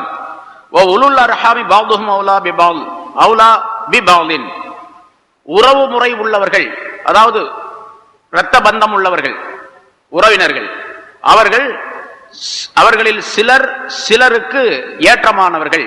அதாவது இவருடைய சொத்துக்கு வாரிசாவதற்கு அவர்கள் தான் தகுதி பெற்றவர்கள். இப்ப இங்க ஆரம்பத்துல மக்காவில் இருந்து மதீனாவுக்கு வந்த நேரத்தில் மக்காவாசிகள்ல ஒருவரை மதீனாவாசி ஒருவர் தன்னுடைய வீட்டு பிள்ளையாக ஏற்றுக்கொண்டார். சொன்னோம், அவருடைய சொத்திலிருந்து சொத்து கொடுத்தார். அவர் இறந்துட்டா அவருடைய சொத்திலிருந்து பாகமும் கிடைத்தது, பாகம் கொடுக்கக்கூடிய சட்டமும் இருந்தது. ஆனால் இந்த ஹுதைபியா உடன்படிக்கை பின்னால, அதே போல மக்காவுடைய வெற்றிக்கு பின்னால இஸ்லாம் வளர்ந்து விட்டது. இப்பொழுது அந்த மாதிரி உள்ள உறவு முறை, ஒருவர் இன்னொருவரை தன்னுடைய வீட்டுக்காரராக எடுத்துக்கொண்டு இருப்பது என்பது இப்பொழுது தேவையில்லை என்ற நிலை ஏற்பட்டு விட்டது. அதனால இப்ப அந்த வாரிசுடைய சட்டமும் மாற்றப்பட்டு விட்டது. அசல்ல வாரிசு சட்டம் யாருக்கு உள்ளது? உறவினர்களாக யார் இருக்கின்றார்களோ அவர்களுக்கு கொடுக்கப்பட வேண்டும் என்ற சட்டம். அதனால உறவினர்கள் தான், இரத்த பந்தம் உள்ளவர்கள் தான் ஒருவருக்கொருவர் தொடர்புள்ளவர்கள், சிறந்தவர்கள் என்பதையும் நீங்கள் விளங்கிக் கொள்ள வேண்டும். இது அல்லாஹ் தஆலாவுடைய வேதத்தில் உள்ள சட்டம் என்பதை அல்லாஹ் குறிப்பிடுகின்றான். முதல்ல உள்ள சட்டம் ரத்து செய்யப்பட்டு இரண்டாவது பொதுவான ஒரு சட்டத்தை அல்லாஹ் தஆலா நிலைப்படுத்துகின்றான். அதை இங்கே சொல்லுகின்றான். வஉலுல் அர்ஹாமி வல்லதீன ஆமனூ மின் பஅது, அதற்கு பின்னால் ஈமான் கொண்டவர்கள், வஹாஜரு ஹிஜ்ரத் செய்தவர்கள், வஜாஹது மஅக்கும் உங்களோடு சேர்ந்து ஜிஹாது செய்தவர்கள், ஃபௌலாயிக மின்கும் அவர்களும் உங்களை சார்ந்தவர்கள் தான். வஉலுல் அர்ஹாமி பஅதுஹும் அவுலா பிபஅத், இரத்த பந்தம் உடைய உறவினர்கள் அவர்களில் சிலர் சிலருக்கு ஏற்றமானவர்கள், தகுதி படைத்தவர்கள். இவர் அவர்களுக்கு உறவு முறையில் தொடர்புள்ளவர்களாக ஆவார்கள். அதே மாதிரி வாரிசு சொத்திலும் உரிமை உள்ளவர்களாக ஆவார்கள். ஃபீ கிதாபில்லாஹ், அல்லாஹ்வுடைய வேதத்திலே உள்ள சட்டம் இது. இன்னல்லாஹ பிகுல்லி ஷைஇன் அலீம், நிச்சயமாக அல்லாஹ் தஆலா எல்லாவற்றையும் அறிந்தவனாக இருக்கின்றான், ஒவ்வொரு விஷயத்தையும் அறிந்தவனாக இருக்கின்றான் என்று அல்லாஹ் தஆலா குறிப்பிடுகின்றான். ஆக சஹாபாக்களுடைய இந்த ஹிஜ்ரத் செய்த வரலாறு, அதே போன்று அன்சாரிகள் இவர்களுக்கு ஆதரவு கொடுத்த வரலாறு, மூமின்கள் ஒருவருக்கொருவர் தொடர்பு கொண்டு வாழ்ந்த வரலாறு, காபிர்களிடத்தில் இவர்கள் எப்படி நடந்து கொள்ள வேண்டும் என்ற வரலாறு ஆகியவற்றையெல்லாம் அல்லாஹ் தஆலா சொல்லி காட்டி அரசியல் இப்ப இங்கே அல்லாஹ் தஆலா இந்த ஆயத்துகளிலே அப்படி ஒரு நிலை ஏற்பட்டு விட்டால், இப்ப மக்காவிலிருந்து மதீனாவுக்கு சென்றார்கள், அகதிகளாக சென்றார்கள். உடனடியாக அடுத்த நேரத்திலே ரசூலுல்லாஹி ஸல்லல்லாஹு அலைஹி வஸல்லம் அவர்கள் சென்றவர்களுக்கு என்ன நிவாரணம் செய்ய வேண்டும் அப்படிங்கிறத மிக எளிதாக, எந்த செலவும் இல்லாமல் எல்லாத்தையும் கூட்டி நான் நிவாரணம் தர்றேன், எல்லாரும் வந்து இந்த இடத்துல இருங்க அப்படின்னு சொல்லல, ரேஷன் கார்டு கொண்டு வாங்கன்னு சொல்லல, ஐடென்டி கொண்டு வாங்கன்னு சொல்லல, எதுவுமே சொல்லாம ரசூலுல்லாஹி ஸல்லல்லாஹு அலைஹி வஸல்லம் அவர்கள் தீர்ப்பளித்தார்கள். ஒரே ஒரு சொல், இப்படி செய்யுங்கள் அப்படின்னா, உங்களில் ஒருவராக அவரை நீங்க கவனிக்க வேண்டும், உங்களுடைய சகோதரராக அவரை ஏற்றுக்கொள்ள வேண்டும், அவ்வளவுதான் சொன்னாங்க. ஏற்றுக்கொண்டார்கள், செயல்படுத்தினார்கள், பல்வேறு விதமான நன்மைகளை அவர்களுக்கு செய்து காட்டினால். உலக வரலாற்றிலே மிகப்பெரிய அரசியல்வாதிகள் எல்லாம் திகைத்து நிற்கக்கூடிய ஒரு விஷயம் அது. அதை அல்லாஹ் தஆலா இந்த ஆயத்துகளிலே சொல்லி காட்டுகின்றான். ஆக அப்படிப்பட்ட அற்புதமான அரசியல் வாழ்க்கை கொண்டதாகவும் முறைகள் கொண்டதாகவும் அல்லாஹ் தஆலா இந்த இஸ்லாத்தை அமைத்து வைத்திருக்கின்றான். ஆனால் ஒன்னே ஒண்ணு, ஈமான் என்னவோ அந்த ஈமானின்படி தன்னுடைய வாழ்க்கையை அமைத்துக் கொள்ள வேண்டும். இஸ்லாம் என்னவோ அதை என்ன சொல்லி காட்டுகின்றதோ அந்த முறைப்படி தன்னுடைய வாழ்க்கையை அமைத்துக் கொள்ள வேண்டும். அல்லாஹ்வுடைய அச்சமுள்ளவராக இருக்க வேண்டும், அல்லாஹ்வுடைய தக்வா நிரம்பியவராக இருக்க வேண்டும் என்று இருந்தால் எல்லா காரியங்களும் சீராக சிறப்பாக அமைந்துவிடும் என்பதையும் அல்லாஹ் தஆலா இதிலே குறிப்பிடுகின்றான். அத்தகைய நல்ல பண்புகளை நம் அனைவருக்கும் அல்லாஹ் தஆலா தந்தருள்வானாக. வாஹிர் தஅவானா அல்ஹம்துலில்லாஹி ரப்பில் ஆலமீன். அஸ்ஸலாமு அலைக்கும் வரஹ்மத்துல்லாஹி வபரகாத்துஹு. தமிழகத்தின் இஸ்லாமிய பெரியோர்களே, தவறானவர்கள் போக்கால் தீனிலே தடுமாற்றமில்லாமல் சிராத்துல் முஸ்தகீம் என்ற நேரான பாதையிலே நடைபோட தமிழகத்தின் தலைச்சிறந்த உலமாக்களுடைய பயான்கள் கேசட் வடிவிலே வெளியிட்டிருக்கின்றோம். தமிழகத்தின் அனைத்து இஸ்லாமிய முன்னணி புத்தக கடைகளிலும் எங்களுடைய கேசட்டுகள் கிடைக்கும். வெளியீடு சயீதா பதிப்பகம், நம்பர் 4, பாஷா தெரு, முதல் சந்து, புதுப்பேட்டை, சென்னை 2. ஃபோன் 2842 033.